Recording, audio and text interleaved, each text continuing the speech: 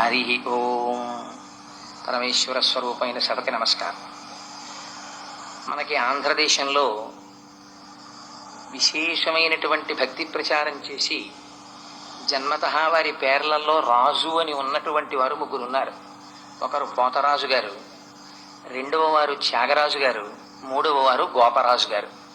వీరు ముగ్గురు రామభక్తి సామ్రాజ్యాన్ని ఏలుకున్నటువంటి రాజులు. వీరు ఒక్కసారి రామచంద్రమూర్తి యొక్క తత్వం తెలుసుకున్న తరువాత వాళ్ల పేర్ల ముందున్న రాచరికాలని వదిలేసుకుని త్యాగరాజు గారు త్యాగబ్రహ్మం అయిపోయారు, గోపరాజు గారు రామదాసు గారు అయిపోయారు, పోతరాజు గారు పోతన్న అయిపోయారు. రామరాజ్యాన్ని రామభక్తి సామ్రాజ్యాన్ని ఏలిన ముగ్గురు రాజులే రాచరికాన్ని వదిలేస్తే పరమేశ్వరుడిచ్చిన అనుగ్రహంతో 4 మాటలు చెప్పుకున్న నేను చక్రవర్తిత్వానికి నాకు ఈ కిరీటం ఎందుకు? అందుకని పరమభక్తితో నేను కూడా ఈ కిరీటాన్ని సాయినాథుడి పాదముల దగ్గర ఉంచినట్లుగానే భావించి పక్కన పెడుతున్నాను. అది చెప్పి మీరు ఇచ్చినట్టే నేను స్వీకరించినట్టే, దానిని సాయినాథుడి పాదముల దగ్గర ఉంచినట్లే.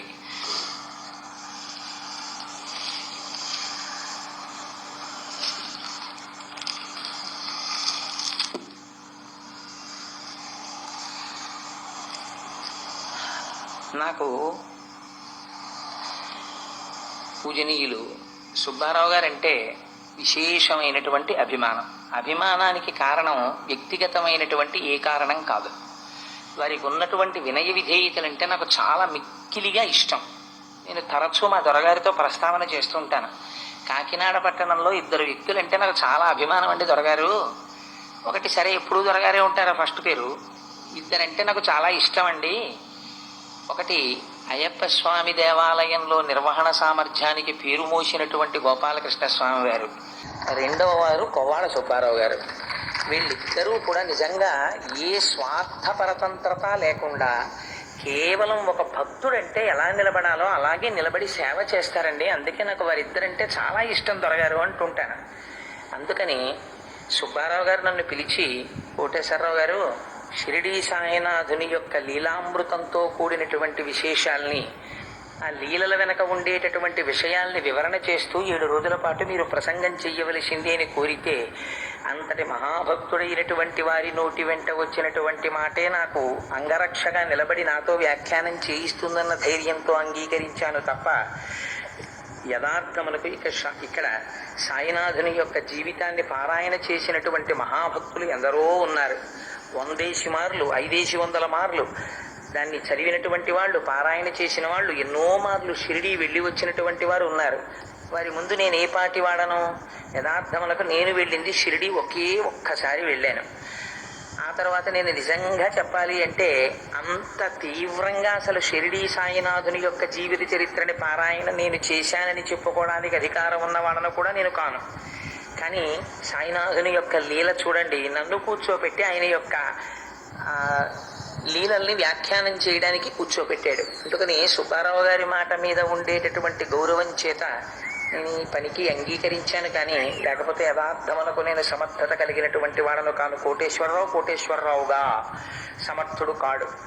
కానీ సూర్యుని యొక్క కిరణములు పడిన తరువాత చంద్రుడు ప్రకాశించినట్టు సాయినాథుని యొక్క అనుగ్రహం ప్రసరిస్తే ఆయన లీలలలో ఉండేటటువంటి విశేషాలు బుద్ధికి ద్యోతకమై అవి వాక్కునకు అంది ఆవిష్కరించడం పెద్ద విశేషం కాదు.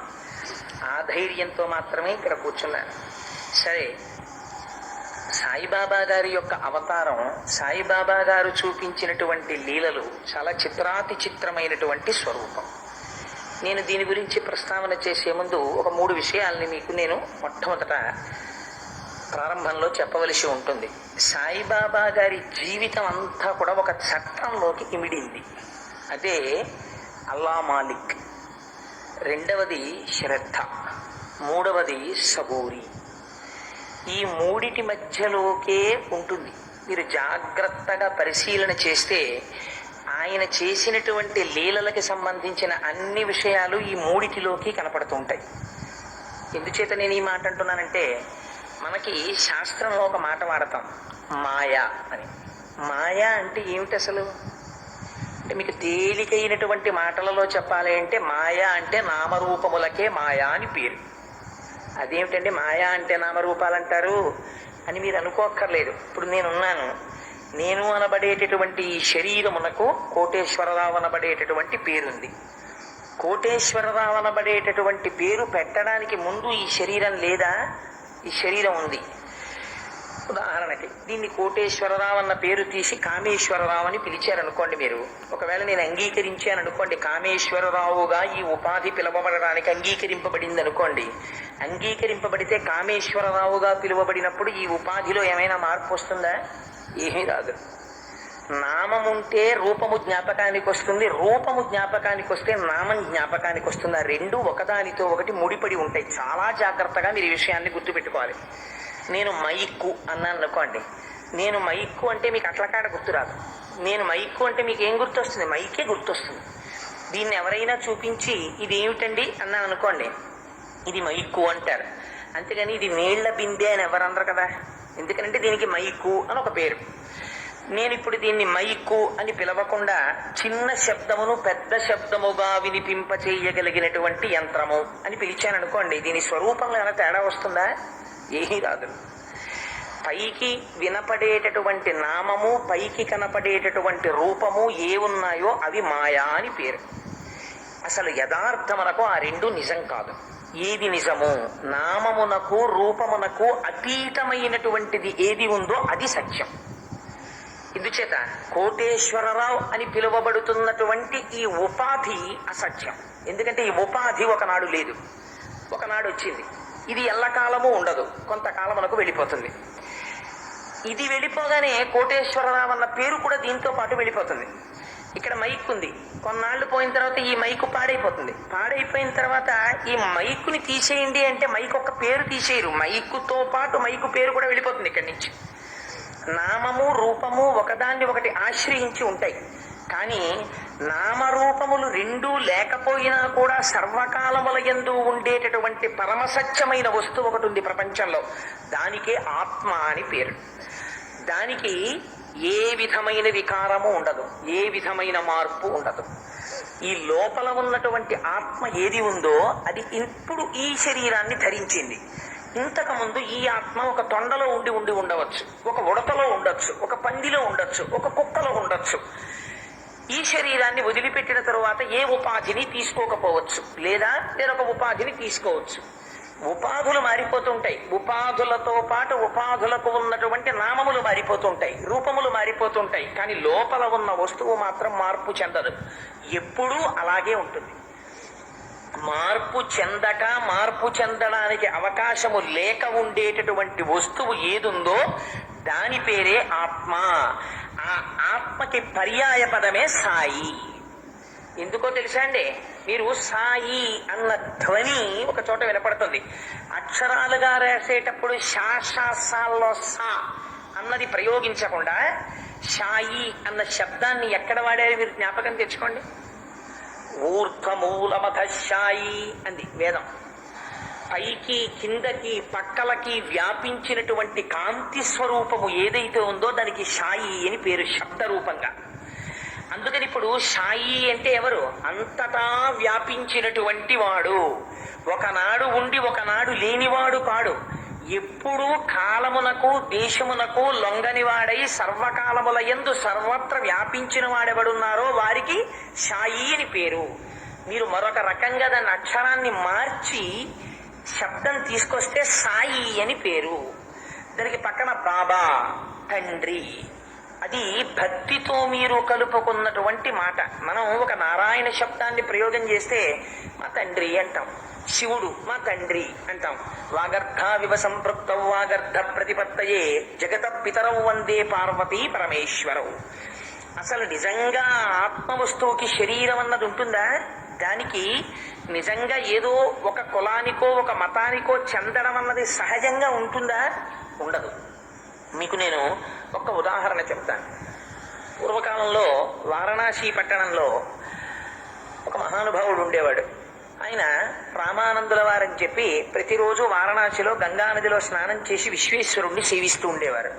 ఒకనాడు వైకుంఠంలో లక్ష్మీనారాయణులిద్దరూ ఉండగా లక్ష్మీదేవి అంది, కలియుగంలో అందరూ నన్ను ఆరాధించేవారే కానీ నారాయణ మిమ్మల్ని ఆరాధించేవారు, మోక్షాన్ని కోరుకునేవారు లేరు అంది.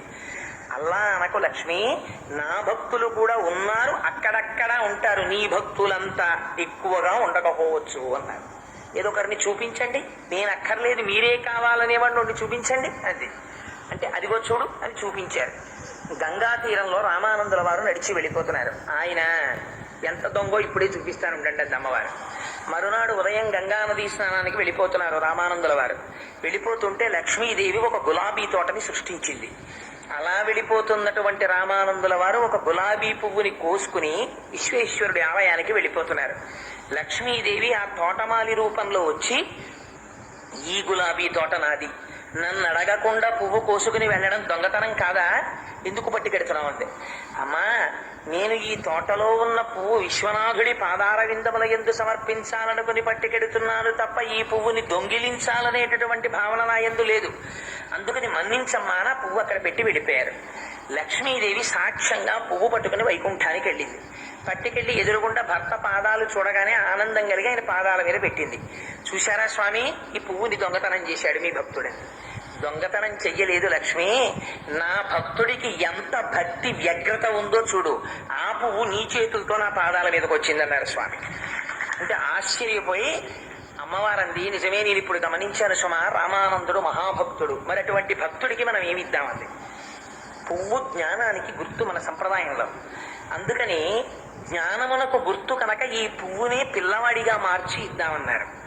స్వామి సంకల్పం చేస్తే ఏం జరగదు కనుక ఒక్కసారి ఆ పువ్వుని సంకల్పం చేసి గంగానదిలో విడిచిపెట్టారు. ఆ పువ్వు అలా ప్రవాహ వేగానికి వెడుతూ వెడుతూ ఒక పిల్లవాడిగా మారింది. మారి ఆ పిల్లవాడు ఒక తామర ఆకు మీదకి చేరాడు. ఆయన్ని ఒక మహమ్మదీయుడు చూశాడు. ఆ పిల్లవాడిని తీసుకెళ్లాడు, పెంచుకున్నాడు. ఇప్పుడు మీరు చెప్పండి, ఆ పిల్లవాడు జన్మత ఏ కులమునకు ఏ మతమునకు చెందినవాడు మీరు చెప్పగలరా? మనకి తెలియదు. తీసుకెళ్లాడు, ఒక మహమ్మదీయుడు పెంచాడు. మహమ్మదీయుడు పెంచాడు కనుక మహమ్మదీయుడు అయ్యాడు. ఎందుకని? ఆచార వ్యవహారములన్నీ అటువంటివి అలవాటు పడ్డాయి కనుక. కానీ వచ్చినది కారణజన్ముడు కనుక ఆత్మతత్వం వైపుకి దృష్టి పరిగెత్తింది. ఎందరో గురువులను ఆశ్రయించాడు, ఎంతమందిని ఆశ్రయించినా కూడా ఆయనకి ఆత్మతత్వం సరిగ్గా అవగాహన కాలేదు. ఆయన మహమ్మదీయ కుటుంబంలో పుట్టాడని హైందవ కుటుంబానికి చెందినటువంటి వారెవ్వరూ ఆయనకి ఆత్మతత్వాన్ని ఉపదేశం చెయ్యలేదు. విసిగి వేసారిపోయి నాకు ఆత్మతత్వం చెప్పేవాడు లేడని ఏడ్చి ఏడ్చి సొమ్మసిల్లి గంగానది స్నానఘాట్ మెట్ల మీద సొమ్మసిల్లి నిద్రపోయారు. మరునాడు ఉదయం రామానందుల వారు చీకట్లో స్నానం చేద్దామని మెట్లు దిగుతూ పిల్లవాడి యొక్క తల మీద కాలు వేశాడు. కాలు వేస్తే పిల్లవాడు కయ్యమని నిద్రలేచాడు. నిద్రలేచేటప్పటికి, అయ్యో నాయనా నీ తల మీద కాలు పెట్టి తొక్కాను రా, నేను చూడలేదు రామా అన్నారు. రామా అనేటప్పటికీ, ఈ నామం కోసమే అర్రులు చాచిపోతున్నాను స్వామి, నాకు ఇది ఉపదేశం చేస్తారా, నన్ను మీ శిష్యుడిగా స్వీకరిస్తారా అన్నారు. ఇంత ఆర్తితో ఉన్నవాడు శిష్యుడు అని వెంటనే రామనామాన్ని ఉపదేశం చేస్తే తన శిష్యుడిగా స్వీకరించారు. మహమ్మదీయ కుటుంబంలో పెరిగిన వాడిగా కనపడినటువంటి కబీర్దాసు గొప్ప రామభక్తుడయ్యారు. గోపరాజు గారికి, రామదాసు గారికి రామనామ మంత్రోపదేశం చేసిన వారు కబీర్దాస్ గారి. అందుకని అంత గొప్పవాడైనటువంటి కబీర్దాస్ చిట్ట చివర శరీరాన్ని విడిచిపెట్టారు. విడిచిపెడితే జరిగిన ఆశ్చర్యకరమైన సంఘటన ఏమిటో తెలుసా అండి? ఆ శరీరాన్ని శవపేటికలో పెట్టారు. పెడితే ఈ శరీరం మహమ్మదీయ కుటుంబంలో పెంచబడింది కాబట్టి మహమ్మదీయ ఆచారం ప్రకారం అంత్యేష్టి సంస్కారం జరగాలి, దీన్ని భూమిలో పాతి పెడతామని వారు అడిగారు. కాదు కాదు, ఆయన రామచంద్రమూర్తి యొక్క మంత్రోపాసనం చేసి హైందవ సిద్ధాంతాలను అంగీకరించాడు కనుక ఇన్ని దహనం చేస్తామని హిందువులు అడిగారు. శవం అలాగే ఉండిపోయింది పేటికలో. ఉండిపోతే ఎక్కడి నుంచో ఒక యోగి వచ్చాడు. ఎందుకురా కొట్టుకుంటారు మీరు మీకు కావలసింది శరీరానికి అంత్యేష్టి సంస్కారం చెయ్యడమే కదా, దీన్ని సగానికి కోసి ఇచ్చేస్తాం, కొంతమంది కాల్చుకోండి కొంతమంది పూడ్చుకోండి అన్నారు. సరే పెట్టె మీ తీసి దాని మీద ఉన్న వస్త్రాన్ని తీశారు. లోపల ఎన్ని గులాబీ రేకులు మీదిపోయాయి. తీరా అక్కడ ఇద్దామంటే శరీరం లేదు కబీర్దాస్ గారిది, పువ్వు రేకులు ఉన్నాయి. ఆ పువ్వు రేకులే సగం సగం పంచి ఇచ్చారు. మౌఢ్యం ఎంత దూరం వెళ్ళిందంటే కొంతమంది కాల్చుకున్నారు, కొంతమంది పూడ్చుకున్నారు.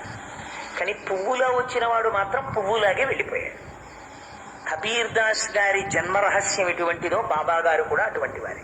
నేను ఎందుకు ఈ మాట చెప్పానంటే, ముందు కబీర్దాస్ గారి గురించి సాయిబాబా గారికి సంబంధించినటువంటి జన్మ రహస్యాన్ని సాధికారికంగా చెప్పలేదు.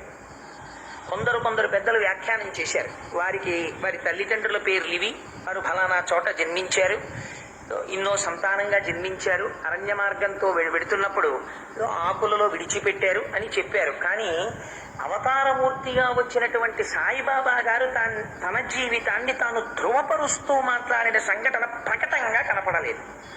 అందుచేత మరి ఎవరు హిందూ మతానికి చెందినవారా, మహమ్మదీయ మతానికి చెందినవారా అందదు.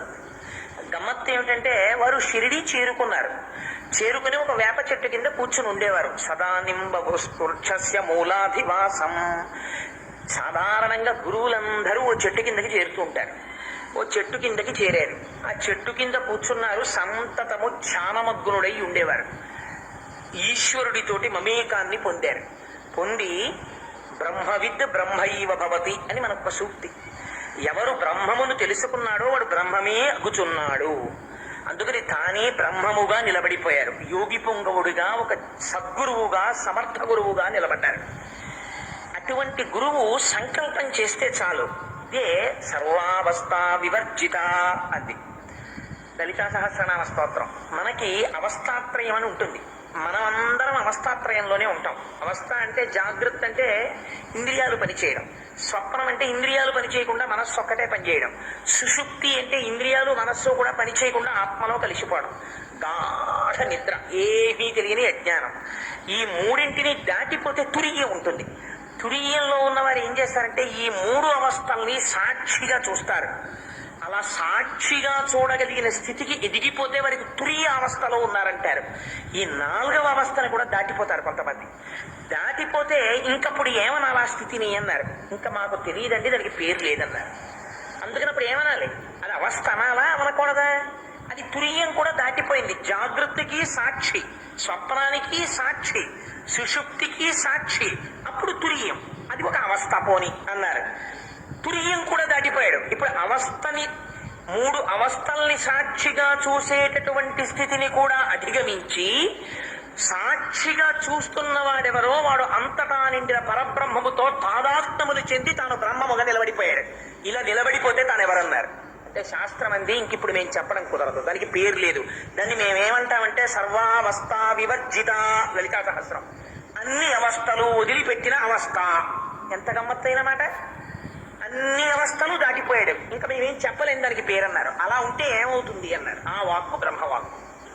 ఆయనకు పరబ్రహ్మమునకు తేడా లేదు. త్రిపుటిని అధిగమించాడు కాబట్టి ప్రకృతి వశం అవుతుంది. ఆయన ఒక మాట అన్నాడు అనుకోండి, ఆయన ఒక చేష్టితము చేశాడు అనుకోండి, ఎక్కడా ఎప్పుడు ఎవ్వరూ సంకల్పం చెయ్యనటువంటి సంకల్పం చేస్తే జరుగుతుంది. అది సర్వావస్థ వివర్జిత. దాన్ని అర్థం చేసుకోవాలి లీలా అంటే. అందుకని అది కర్మ కాదు. ఇప్పుడు నేను వచ్చాను అనుకోండి, కర్మ అంటారు. అక్కడి నుంచి ఇక్కడికి బయలుదేరి వస్తే ప్రకృతి ఒక శాసనమునకు లోబడి ఉంటుంది. ఇప్పుడు ఇది పృథివీ అంటాం. పృథివీ అంటే ఇక్కడ ఏదో ఓ పెద్ద తివాచి వేశారు, దీని కింద బహుశా చెక్కో బల్లో ఏదో ఉంటుంది. ఇదంతా పృథివీ. నేను ఈ పృథివీ ఉండగా ఇలా కొట్టాను అనుకోండి, ఇందులోంచి నీరు రాదు. ఎందుకంటే ఇది పృథివీలోంచి జలము రమ్మంటే రాదు. పృథివీ. కానీ నేను అన్ని అవస్థల్ని దాటిపోయాను అనుకోండి, నేను బ్రహ్మము యొక్క స్థాయిలోకి వెళ్ళిపోయాను అనుకోండి, సర్వావస్థ వివర్జిత కింద ఉన్నాను అనుకోండి, నేను ఇక్కడ నీరు పుట్టాలి అనుకుని ఇలా అన్నాను అనుకోండి, అక్కడ నీరు వస్తుంది. ఇప్పుడు ఏమైంది? ప్రకృతి తన నియమాన్ని వదిలిపెట్టేస్తుంది. ఎందుకని? బ్రహ్మమునకు ప్రకృతి వశమై ఉంటుంది. మాయని అధిగమించాడు. ప్రకృతి అంటే మాయ త్రిగుణములతో ఉంటుంది. ఈ త్రిగుణాతీత స్థితిలో ఉన్నవాడు శాసిస్తున్నాడు ఇప్పుడు. అందుకే గురువు పరబ్రహ్మమవుతాడు. అందుకని ఆ స్థితిలో ఉన్నవాడు ఒక సటగా తీసి కొడతాడు. ఇలాగా కొట్టి రా నిప్పు అంటాడు, నిప్పు వస్తుంది. మళ్ళీ కొడతాడు, నీరు రా అంటే నీరు వస్తుంది. అదేంటి? మాయ, గారడ, లీల. అలానే అస్తమాన నిప్పు లేని వాళ్ళు ఇళ్ళంతా అందరి ముందుకి వెళ్ళి సటగా కొట్టి నిప్పు తేడు. తాను అనుకున్నప్పుడు తెస్తాడు. ఎందుకు తెస్తాడు అంటే అప్పుడు ఆ సంకల్పం కలిగింది. సంకల్పం ఎందుకు కలిగింది? దానికి ఏం కోరిక ఉండదు. ఎందుకు కలిగింది అంటే తను చెయ్యవలసిన పని అంటూ ఏం ఉండదు, అన్నీ వదిలిపెట్టేస్తాడు. వదిలిపెట్టి తాను చెయ్యవలసినటువంటి పని అన్నది లేక నిష్క్రియగా సాక్షిగా నిలబడిపోయి ఉంటాడు. అందుకే సాయిబాబా గారు ఉద్యోగం ఏం చేశారంటే, రమణ మహర్షి ఉద్యోగం ఏం చేశారంటే అడగకూడదు. వాళ్ళకు ఉద్యోగాలు అవి ఏమి ఉండవు. నాలాంటి వాడికి ఉద్యోగాలు ఉంటాయి. ఎందుకంటే సంసారంలో, త్రిగుణాల్లో, చట్రంలో పడిపోయి ఉన్నాను కాబట్టి. అది దాటిపోయినటువంటి వాళ్ళు సాక్షిగా ఉంటారు ఆత్మస్థితిలో. అందుకని వారికి ఈ బాధలన్నీ ఏముండవు. వాడు ఏ సంకల్పం చేస్తే సంకల్పం అయిపోతుంది అంతే. వాడికి ఉన్న జబ్బు నాకు రావాలంటే వచ్చేస్తుంది. నాకు మరణం లేదు, రాదు. నాకు మరణం రావాలి, వస్తుంది. వాడు మరణించబోతున్నాడు, నేను మరణించాలి, మరణిస్తారు. మరణం అంటే వాడి శరీరం పడిపోతుంది అంతే. అందుకని వారు సర్వావస్థ వివర్జిత ఆ స్థాయికి వెడతారు. ఆ స్థాయికి వెళ్ళగలగడానికి మనకొచ్చిన ఇబ్బందల్లా ఎక్కడొచ్చిందంటే ఉపాధిని బట్టి మనం నిర్ణయిస్తూ ఉంటాం. వీరు ఫలానా మతానికి చెందినవారు అని మనం అంటాం.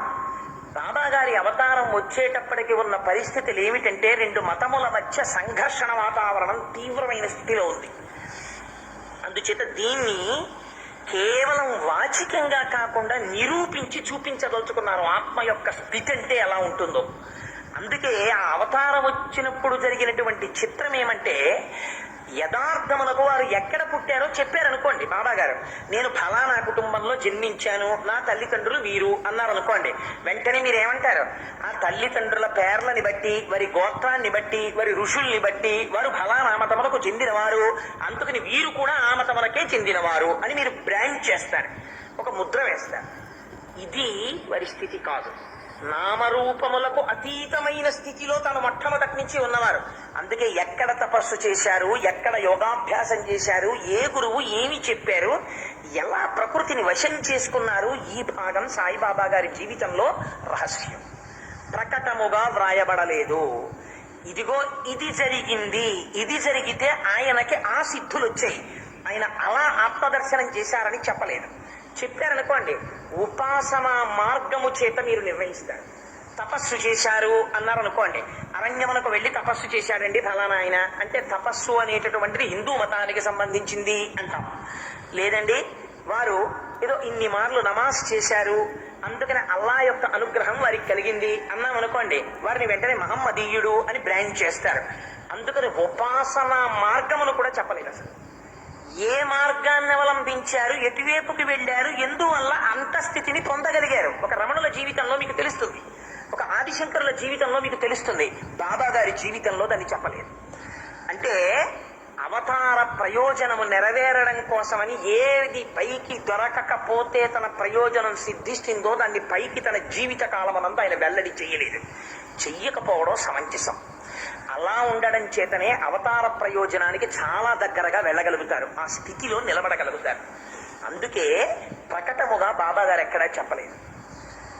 ఆయన వచ్చారు 16 సంవత్సరముల వయస్సులో వచ్చారని కొందరన్నారు, ఇంకొక వయస్సులో వచ్చారని కొందరన్నారు. ఆ షిరిడీ గ్రామానికి దగ్గరలో వచ్చినటువంటి ఒక గ్రామంలో ఒక రాయి మీద కూర్చుని ఉన్నారు. అటుగా వెళ్ళిపోతున్నాడు ఒక ఆయన. ఆయన పేరు చాందుభాయ్ అని చెప్పి, ఆయనకు గుర్రం ఉండేది బిజిలీ అని. గుర్రం తప్పిపోయింది. తప్పిపోతే ఆయన గుర్రాన్ని వెతకడం కోసం బహుశా సేవకుల్ని పంపించి ఉంటాడు అధ్యాయాన్ని బట్టి. ఆ సేవకులు ఆ గుర్రాన్ని పట్టుకోలేకపోయారు. అందుకని స్వయంగా తానే గుర్రాన్ని వెతుక్కోవడం కోసమని ఆ చాందుభాయ్ అన్న ఆయన బయలుదేరాడు. వెతుక్కుంటున్నాడు. ఈయన ఓ రాయి మీద కూర్చుని ఉన్నారు. వెతుక్కుంటున్నవాడు దేన్ని వెతుక్కుంటున్నాడో ఈయన తెలుసుకున్నారు. ఎలా తెలుసుకుంటారు? మీకు ఇందాకనే చెప్పాను. అందరిలో ఉన్నటువంటి ఆత్మ ఒక్కటే. మనం ఆ ఆత్మస్థితిలో నిలబడలేం కాబట్టి మీ ఆత్మ చేత మనస్సు భాషిస్తుంది. ఇప్పుడు ఈ కరెంటు పోయింది అనుకోండి, గాఢాంధకారం, నేను కనపడలేదు, చీకటిగా ఉంది. ఈ టార్చ్ లైట్ ఆన్ చేశారనుకోండి, దీని వెలుతురు నా మీద పడింది అనుకోండి, నేను కనపడతాను. ఈ టార్చ్ లైట్ కూడా ఆరిపోయింది అనుకోండి, నేను మీకు కనపడను, చీకటిలోకి లయం అవుతాను. అలాగే బాబాగారు అర్థం అవ్వడమే పెద్ద కాన్సెప్ట్ అసలు. ఎందుకని అంటే ఇప్పుడు నేను ఎదురుగుండా ఉన్న ఒక వస్తువుని చూడాలి అనుకున్నాను. ఇలా నేను ఉపన్యాసం చెప్తూ మిమ్మల్ని చూస్తున్నా, మీరు ఎవరో నాకు యథార్థం అనుకో, నాకు లోపలికి వెళ్ళదు. ఎందుకు వెళ్ళదు అంటే నా మనస్సు వేరొక దృశ్యాన్ని చూస్తూ ఉంటుంది. ఆయన అక్కడ రాయి మీద కూర్చోవడం, ఆ చాంద్బాయి రావడం, దాన్ని నా మనస్సు దర్శనం చేస్తుంటుంది, నా మనోనేత్రం. ఇప్పుడు నేను కిందికి వచ్చాను అనుకోండి, కింద ఉన్న వాళ్ళలో ఎవరినో చూడాలి అని అనుకున్నాను అనుకోండి, అక్కడ నుంచి థాట్ ప్రాసెస్ కట్ అవుతుంది, అది తెగిందిలోకి వస్తుంది, అది యథార్థం. ఇప్పుడు నేను ఇలా చూస్తూ మీరు దొరగారు అని గుర్తించాలనుకోండి, ఎలా గుర్తిస్తాను? వారిని చూసి దొరగారు అనడం కుదరదు. నా కంటి నుంచి బయలుదేరినటువంటి కాంతి కిరణము దొరగారి మీద పడి పరావర్తనము చెంది ఆ కాంతి కిరణము మళ్ళీ వచ్చి నా కంటి మీద పడితే నా కంటి వెనకాతల ఉన్నటువంటి రెటీనా అనబడేటటువంటి తెర మీద దొరగారి యొక్క మూర్తిని కెమెరా పట్టుకున్నట్టు పట్టుకుంటే దాని వెనకాతల మనస్సు ఉండి ఆ చిత్రాన్ని చూసి ఈయన దొరగారని తెలుసుకుని ఆ విషయాన్ని నా బుద్ధికి అందజేస్తుంది. ఈ బుద్ధి, మనస్సు, కన్ను ఇవన్నీ ఎవరి వల్ల ప్రకాశిస్తున్నాయి? కనపడని ఆత్మ చేత ప్రకాశిస్తున్నాయి. ఇప్పుడు నేనే ఆత్మ అయి కూర్చున్నాను అనుకోండి, ఈ ఆత్మ చేత ప్రకాశింపబడుతున్న ఈ మనస్సు, ఆ మనస్సు, ఆ మనస్సు, ఆ మనస్సు అన్ని ఈ ఆత్మ చేతే ప్రకాశింపబడుతున్నాయి. ఒకే లైట్ కాంతిలో ఇన్ని విషయాలు ప్రకాశిస్తున్నాయా లేదా? గడ్డి ప్రకాశిస్తోంది, అక్కడ ఉన్నటువంటి ఆ బట్ట ప్రకాశిస్తోంది, గడ్డి ప్రకాశిస్తోంది, బాబా గారు ప్రకాశిస్తున్నారు, కుర్చీలు ప్రకాశిస్తున్నాయి, మీరు ప్రకాశిస్తున్నారు. ప్రకాశింపచేయడమే దీపము యొక్క లక్ష్యం. అలా తాను ఆత్మగతుడైనటువంటి వ్యక్తి, తాను ఆత్మగా నిలబడిపోయిన వ్యక్తి అన్ని మనస్సులో ఉన్నదాన్ని తెలుసుకోగలుగుతాడు. ఇది లీల వెనక రహస్యం. అంటే ఇప్పుడు బాబా గారు ఏ స్థితిలో ఉన్నారని మీరు తెలుసుకోవాలి. బాబా గారు లీల చేశారు, బాబా గారు గారడీలు చేశారంటే తప్పు మీకు అర్థం కావా? మీకేం అర్థం అవ్వాలి? బాబా గారు ఆత్మస్థితిని పొందినవాడు వెంటనే మీరు చెప్పగలగాలి విషయాన్ని. లేకపోతే అవతల వారి మనస్సు యువతల వారికి ఎలా తెలుస్తుంది? నామరూపములు వేరు. ఇక్కడ కూర్చొని వారు దేనికి వెతుకుతారు? గుర్రాన్ని వెతుకుతారు, తెలుసుకుంటే సరిపోతుందా? గుర్రం ఎక్కడుందో కూడా చెప్పగలగాలి. ఎందుకని? ఆత్మచేత ప్రకాశింపబడుతున్నప్పుడు, ఆ దీపపు కాంతిలో ప్రకాశింపబడుతున్నప్పుడు కుర్చీ తెలుస్తుంది, మనిషి తెలుస్తాడు. అందుకని ఇక్కడ ఉన్న ఆత్మ సర్వవ్యాపకమైనప్పుడు ఈ ఆత్మనేత్రంతో చూస్తే ఆ ఇంతోటి గుర్రం ఎక్కడుందో కూడా తెలుస్తుంది.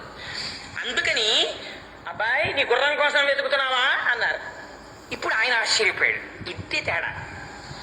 ఆయనకి ఏమనిపిస్తుంది? అంటే నేను గుర్రం కోసం వెతుకుతున్నానని ఈయనకి ఎలా తెలుసు అనిపిస్తుంది. ఎందుకని? మనం త్రిగుణాల్లో ఉన్నాం, మన జ్ఞానం పరిమితం. మనం ఇంకోటి మనస్సులోది మనం తెలుసుకోగలిగితే మనం కూడా ఋషులు అయిపోదాం. మనం ఆ స్థితిని పొందలేదు. మనం ఎప్పుడు 3 త్రిగుణాల్లోనే ఉంటాం. జాగ్రత్త, స్వప్న, సుషుప్తి, జాగ్రత్త, స్వప్న, సుషుప్తి. తురియంలోకి మనం వెళ్ళలేదు, వారు తురియంలో ఉన్నారు. అందుకని వారు కనిపెట్టారు. గుర్రం కోసం వెతుకుతున్నావు అబ్బాయి అన్నారు. అంటే ఆయన అన్నాడు, కొంచెం ఆశ్చర్యపడి, నేను గుర్రం కోసం వెతుకుతున్నానని ఈయన చెప్తున్నాడు. అవును, గుర్రం కోసం వెతుకుతున్నాను అన్నారు. అంటే ఇలా వెళ్ళి చూడవయా, అదిగో అక్కడ నీటికయ్య ఉంది, అక్కడ నీ గుర్రం నీరు తాగుతోంది అన్నారు. అంటే ఆయన అన్నాడు, నేను ఇప్పుడు అటే వెతికా, అక్కడ లేదు గుర్రం అన్నాడు. ఈయన ఒక్కసారి చూసి అన్నారు, నా మాట యందు నీకు పూనిక లేదు, అందుకని నేను చెప్తే నువ్వు నమ్మడం లేదు. నమ్మకపోవడం సంశయం. సంశయాత్మ వినశ్యతి. అనుమానం ఉన్న చోట సత్యం నిలబడదు. నీకు పూనిక ఉండాలి, అక్కడ ఉన్నది గుర్రం. ఇప్పుడు ఎలా నమ్ముతాడు? అంటే ప్రకృతి చేత తాను వెతికొచ్చాడు కాబట్టి ఈ కంటికి కనపడలేదు కాబట్టి కనపడలేదు అంటున్నాడు. ఈ కన్ను ఇంతకు ముందు ఏది చూడలేదో దాన్ని నిరూపించాలని చూపించాడు. ఎందుకు చూపించడం? అలా ఆయనకి చూపిస్తే ఈయనకి సర్టిఫికేట్ ఇస్తాడా? చాంద్ భాయ్ ఏమన్నా ఇవ్వక్కర్లేదు. అప్పుడు వారికి సంకల్పం కలిగిందంతే. అలా అందరికీ చెప్తారా? చెప్పరు. అప్పుడు ఆ సంకల్పం కలిగింది, చెప్పారంతే. అందుకని లీల అంటారు. అలా కాకుండా ఇచ్చట వచ్చిన వారికి అందరికీ తప్పిపోయిన వారి గురించి చెప్పబడను అని పెట్టుకున్నాడు అనుకోండి, వృత్తి అవుతుంది. అప్పుడు వేరే ఆ స్థాయి. తనకి ఎప్పుడో చెప్పాలి అని అనుకున్నప్పుడు చెప్పారనుకోండి, లీల అవుతుంది. అది ఆత్మ. దానికి ప్రయోజనం ఉందా? అలా గుర్రం వెతుక్కుని గుర్రం దొరికితే ఆయన పట్టుకొచ్చో పావలాయో 10 రూపాయో ఇస్తాడు, సోడా తాగుదాం లేకపోతే రవదోస్ తిందామని ఆయనకి ఏమైనా కోరిక లేదు. మరి ఎందుకు చెప్పారు? మీరు ప్రయోజనాన్ని నిర్ణయించలేరు. ఇది ఈ ప్రయోజనమునకు చెప్పబడినది అని మీరు చెప్పగలరా? చెప్పలేరు. పోనీ వారు ఆశించారా? లేదు. మరి ఎందుకు చెప్పారు? చెప్పకుండా ఉండలేక చెప్పారు. ఆయనకి ఆ సమయానికి చెప్పాలనిపించింది, చెప్పారు. అంటే లీలంటే అది కర్మనకు ఒక కర్మ చేత కర్మ ఫలితముగా చేయబడినది కాదు, ఆత్మస్థితిగతుడైన వ్యక్తి చేత చేయబడినది. అందుకని దాన్ని లీల అంటారు. అని ఆయన ఏం చేశారు? తన చేతిలో సటకా ఉంది, దాన్ని తీసి ఆ జేబులోంచి ఓ గొట్టం తీశారు. ఏదో హుక్కా పీల్చేవారు. పైకి వేషధారణం ఏంటి? పకీర్లు ఎలా ఉంటారో అలా ఉండేవారు. అంటే మనం సన్యాసులు అంటాం, వాళ్ళు పకీర్లు అంటారు మహమ్మదీయ సంప్రదాయంలో. అందులో కాస్త చిలుము వేశారంటే కాస్త పొగాకు వేశారు. వేసిన తర్వాత నాకు అనుభవపూర్వకంగా నాకు తెలియదు, కానీ ఎందుకంటే నేను చూడలేదు, చూడని విషయాన్ని చూసినట్టు చెప్పడం నాకు ఇష్టం ఉండదు. అందుకని దానికి ఏదో కొంచెం నీళ్లు తగిలిస్తారట ఆ పొగాకుకి. నేను గ్రంథపఠనంలో తెలుసుకున్న విషయం. నీళ్లు తగిలించిన తరువాత అగ్ని వెలిగిస్తారట. కొన్ని సాంబ్రాణి స్టిక్స్ ఉంటాయి, ముందు నీళ్లలో తడిపి అగ్నిహోత్రానికి వెలిగిస్తే బాగా వస్తుంది పొగ. నేను మొదట్లో మా స్నేహితుడు చెప్తే అదేటా సాంబ్రాణి స్టిక్ ఏమిటి, తీసుకెళ్లి నీళ్ళల్లో ముంచి వెలిగించలేడా, అది అంటుకుంటుందా అన్నాను. అబ్బో కోటేశ్వరారు ఇవన్నీ ఎందుకు, కానీ మీరు రేపు వెలిగించి చూసుకోండి మహాప్రభు అన్నాడు ఆయన.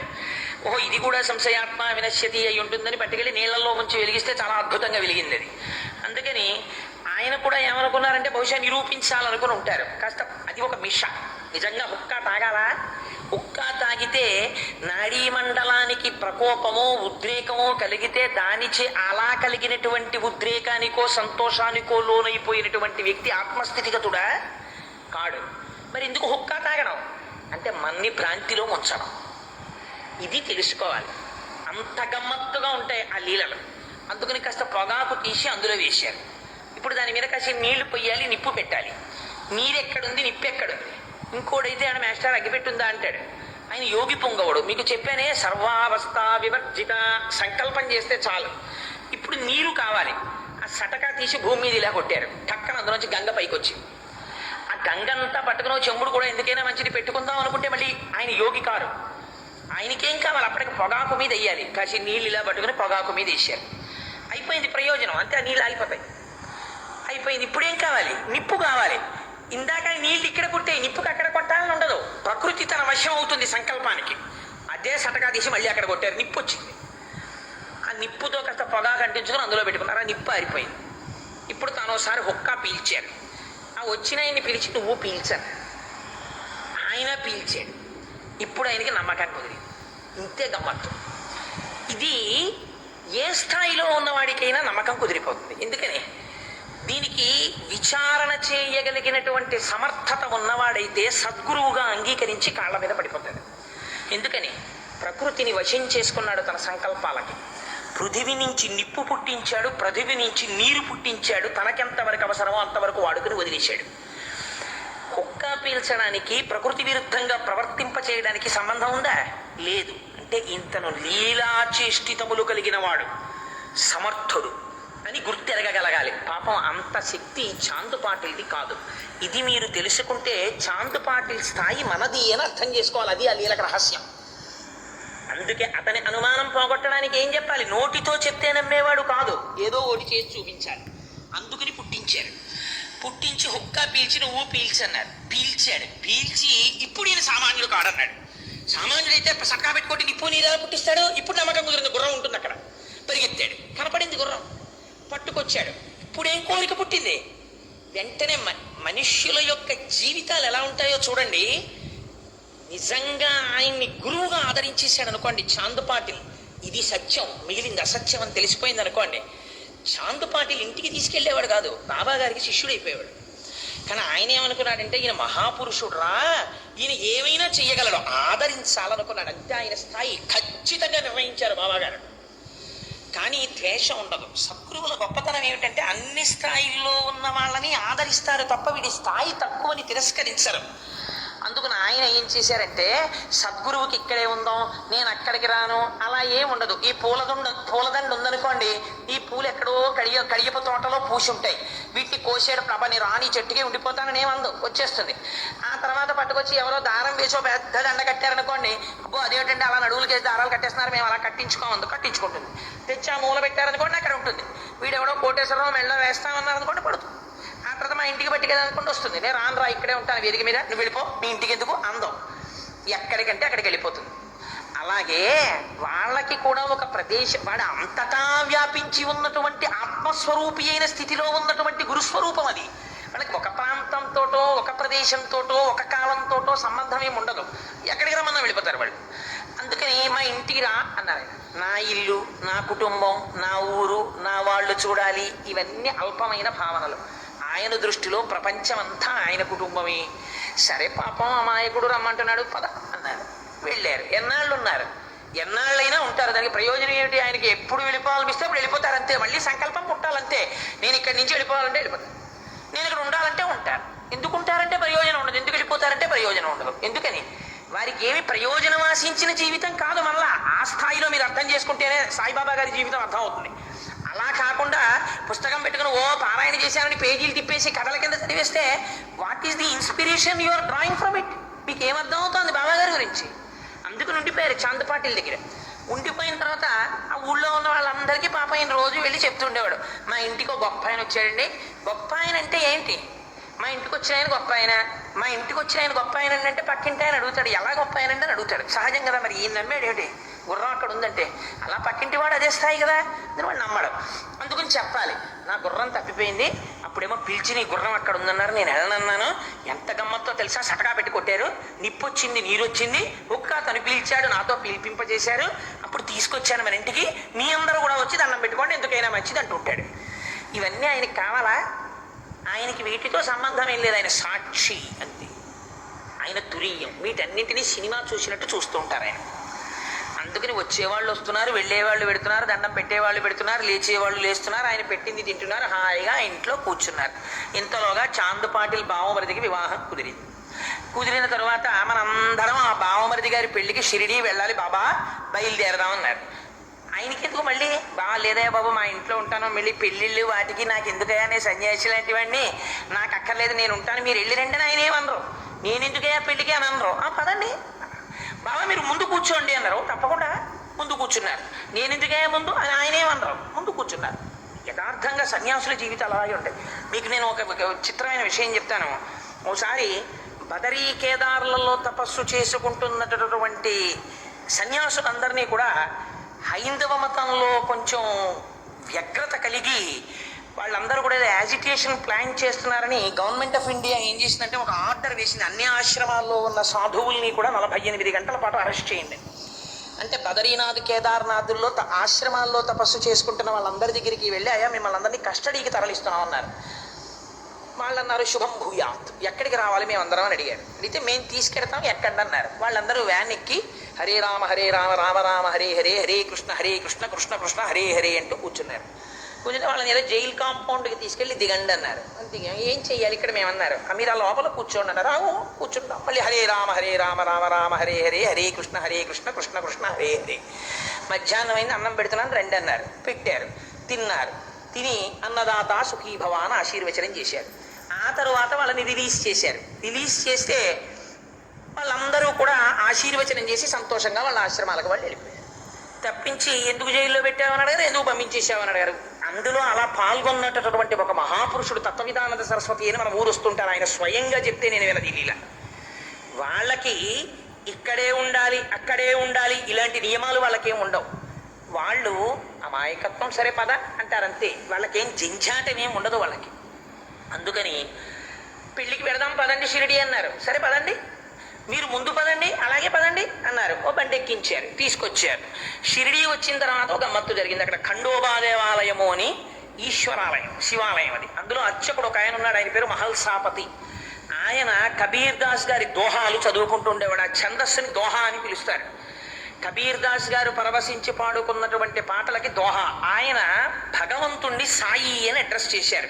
ఇందాక అన్నానే సాయి అన్నది ధ్వని చేత వ్యాపకత్వాన్ని నిరూపిస్తుంది. ఆయన అనుకోకుండా ఓ పేరు పెట్టి పిలిచాడు అంటే, కానీ ఆయన ఏం పేర్లు ఏం పెట్టుకోలేదు, నా పేరు ఇదని ఆయన ఎప్పుడూ చెప్పలేదు అసలు. ఆయన అన్నారు దయచేయుడు సాయి అన్నాడు. అలాగే కింద దిగారు. ఆయన అలా పిలిస్తే ఈయన పలికాడు అనుకుని మిగిలిన వాళ్ళు కూడా అదే పేరు అనుకున్నారు. షాయి షాయి అని పిలవడం మొదలెట్టారు. ఆయనకు పేరుందా? ఆయనకి ఏం పేరు లేదు. అందుకే కదా మనం భగవానుడికి సహస్రనామావళి సహస్రనామావళి సహస్రనామావళి అంటాం. మీకు వెంటనే అనుమానం రావద్దు, ఏమయ్యా ఇది నీకేమో ఓ పేరా, భగవంతుడికి 1000 పేర్లా? ఆయన మర్చిపోతే 1000 పేర్లలో ఏదో ఓ పేరు పెట్టి పిలిచామనుకోండి, ఇది నా పేరేనేమిటో మర్చిపోయాను, అస్తమానం 1000 పేర్లు, ఇది ఎవడో పిలవడో ఎప్పుడో ఎక్కడో ఉంది ఈ పేరు, నువ్వు ఈ పేరు ఇట్టి పిలిస్తే నాకు ఏం గుర్తు, అందరూ గోవిందా అంటారు, నువ్వు గోవిందా అంటే పోయేదానికి నువ్వు ఎక్కడో మధ్యలోంచి ఓ పేరు తీసి బ్రహ్మణ్యో బ్రహ్మ కృత్బ్రహ్మ బ్రహ్మ బ్రహ్మ వివర్తన అంటే నాకేం గుర్తు అంటాడు ఆయన.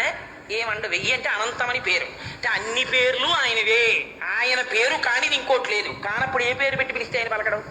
అందుకని తురీయావస్థని దాటిపోయి పరబ్రహ్మ స్థాయిని పొందినటువంటి వాడిని ఏ పేరు పెట్టి పిలిచినా మీ తృప్తికి. నిజానికి ఆయనకి పేరుందా? ఆయనకి ఏం పేరు లేదు. ఆయన నామరూపాతీతమైన స్థితిలో ఉన్నవాడు.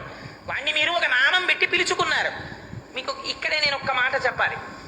బంగారాన్ని పట్టుకెళ్ళి మీరు గాజులు చేయించుకున్నారు. బంగారము గాజులు అన్నాను అనుకోండి, సత్యమా అసత్యమా? అది బంగారం గాజులు అసత్యం. ఇప్పుడు గాజులుగా ఉంది బంగారం, అంతే సత్యం. అది గాజులు కాదు, చెరిపించేశాం, బంగారంగానే ఉంచుకున్నాను, ఇది సత్యం. అప్పుడు దాని స్థితి అసలు సహజంగా బంగారం. అది తర్వాత నేను కుండలం చేయించుకున్నాను, బంగారము కుండలం అయిపోయినది తప్పు. బంగారము ఇప్పుడు కుండలముగా కనపడుచున్నది. దాన్ని కుండలము అని పిలిచినా బంగారాన్నే పిలుస్తున్నారు. అదే బంగారం జరిపించి గాజులు చేయించుకున్నారు, గాజులు అని పిలిచినా బంగారమే ఉంది. మీరు దాన్ని తీసేసి భుజానికి కేయూరం చేయించుకున్నారు, ఆ బంగారమే కేయూరం అయింది. అది తీసేశారు, పాదానికి కంకణం చేయించుకున్నారు, ఆ బంగారమే కంకణమైంది. అన్నీ ఆ బంగారమే. అలాగే మీరు ఏ పేరు పెట్టి పిలిస్తే ఆత్మకున్నటువంటి దోషం ఉంటుంది? ఏమీ ఉండదు. మీరు ఏ పేరు పెట్టి పిలిచినా అది పలుకుతుంది. ఆయన పిలిచాడు. చంటి పిల్లాడికి పేరు గురించి తెలియదు అనుకోండి, వాడి పేరేమిటో వాడికి తెలియదు, ఇంకా కొత్తలు అసలు. మీరంటే నామకరణం చేశారు, వాడికి తెలియదు ఆ నామకరణం ఏమిటో, వాడి పేరేమిటో వాడికి తెలియదు. నాన్న దాదా దాదా అన్నారనుకోండి వాడు పరిగెత్తుకు వచ్చేస్తాడు. బుజ్జి దాదా దాదా అన్నారనుకోండి వాడు వచ్చేస్తాడు. రే కన్నా రారా రారా అన్నారనుకోండి వాడు వచ్చేస్తాడు. వాడికి 16 ఏళ్ళు వచ్చిన తర్వాత ఎవడో వచ్చి కన్నా రారా రారా అన్నారనుకోండి వాడు ఎవడో పిలుస్తాడని వీడు ఊరుకుంటాడు. ఎందుకని? వాడు ఒక నామమునకు తాదాత్మ్యత చెందాడు. కోటేశ్వరరావు అంటేనే వస్తాడు, అంతేకాని ఇంట్లోకి వెళ్ళి మా ఆవిడ కన్నా కన్నా అన్నం పెట్టారంటే ఎవరిని పిలుస్తున్నావే అంటారు. ఎప్పుడో మీ అమ్మగారు చిన్నప్పుడు పిలిచారట కదా, ఇప్పుడు పిలుస్తాను అంటే కుదరదు. ఇప్పుడు ఏమండి అన్న పిలుపుకి అలవాటు పడ్డాడు.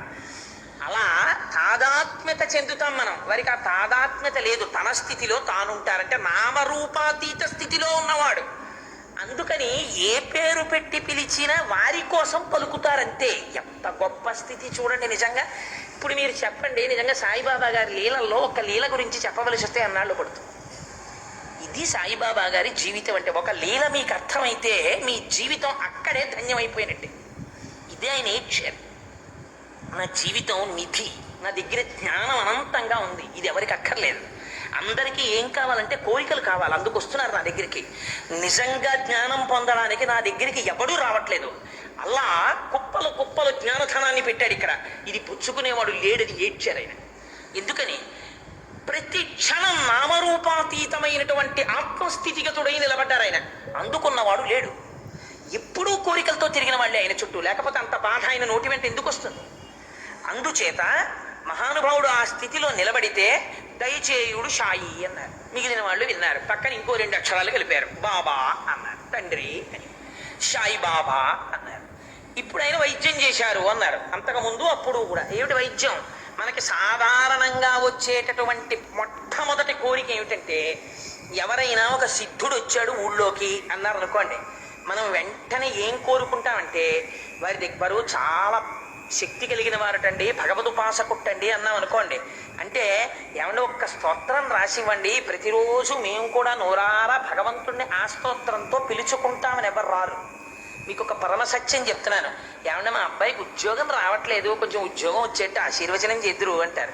మా అమ్మాయికి పెళ్ళి అవ్వట్లేదు, కొంచెం పెళ్ళి వాళ్ళని ఆశీర్వచనం చేద్దురు అంటారు. మీ అమ్మాయి పెళ్లి కోసం, మీ అబ్బాయి ఉద్యోగం కోసం, మీ ఇంట్లో డబ్బులు కలిసి రావడం కోసం ఈ తపస్సు చేసి కూర్చున్నాడా? కానీ లోకం యొక్క విర్రిపోకడ అలా ఉంటుంది. వెళ్ళి ఇంకా కాళ్ళ మీద పడిపోయి అదే అడుగుతారు. రెండోది ఏమిటంటే, మీరు కదపాలి కానీ అనారోగ్యం లేని మనిషి ప్రపంచంలో ఉంటాడు. ఏమంటే మీకు ఒంట్లో బాగుందా అన్నారు అనుకోండి, వాడు బాగుందండి హాయిగా ఉన్నాను అండం. ఏం బాగండి మోకాళ్ళ నొప్పి అంటాడు. లేకపోతే అబ్బా చాలా నీరసంగా ఉందండి ఇవ్వాలంటాడు. ఏమీ లేదు, వాడు శుభ్రంగా ఉన్నాడు. కానీ ఏంటంటే ఆపాదించుకుంటాడు, నాకు చాలా నీరసంగా ఉందండి అంటాడు. 3 రోజుల నుంచి సరిగ్గా నిద్ర లేదండి అంటాడు. చక్కగా నిద్రపోయాడు. లేకపోతే ఈ మాట చెప్పలేడు, ఈ పాటికి నిద్రపోతూ ఉంటాడు వాడు 3 రోజుల నుంచి నిజంగా నిద్ర లేనివాడైతే. అందుకని అన్ని శరీర సంబంధమైన కోరికలే. అందుకని అంతమంది దేనికోసం వచ్చారు అంటే వైద్యం కోసం వచ్చారు ఆయన దగ్గరికి. అంటే మీరు ఈ లీల దగ్గరికి రాగానే మీరు ఒక విషయం అర్థం చేసుకోవాలి, లోకము యొక్క స్థితి ఎలా ఉంటుంది అంటే, అటువంటి మహాత్ముడి దగ్గర భగవంతుణ్ణి తెలుసుకోవడానికి వచ్చిన పవిత్రమైన ఉపాధితో అటువంటి కారణజన్ముడు ఎదుట కనపడిన ప్రపంచం భగవత్ సంబంధమైన జ్ఞానాన్ని తెలుసుకోవడానికి ప్రయత్నం చెయ్యదు. అప్పుడు కూడా ఇంకా ఇహమైనటువంటి కోరికలతోటే తాను సతమతమైపోతుంటాడు, ఎదుటివాడిని ఇబ్బంది పెట్టేస్తాడు. అందుకని ఎంతసేపు ఏమిటి, బాబా నాకు కంట్లో బాగోలేదు, బాబా నాకు జ్వరం వచ్చింది, బాబా నాకు కడుపులో నొప్పి వచ్చింది. ఇందాక మీకు నేను ఒక మాట చెప్పాను, వారి సంకల్పము సిద్ధి తప్ప వారు వైద్యం చేయరు. వైద్యం ఈజ్ డిఫరెంట్, సంకల్పం ఈజ్ డిఫరెంట్. సిద్ధుడు వేరుగా ఉంటారు, వైద్యులు వేరుగా ఉంటారు. వైద్యో నారాయణో హరిహి. వైద్యుడికి ఏం తెలుస్తుందంటే శరీర నిర్మాణ వ్యవస్థ తెలుస్తుంది. ఎక్కడ తేడా వచ్చిందో కనిపెడతాడు, కనిపెట్టి తేడా సర్దుకోవడానికి బంధిస్తాడు.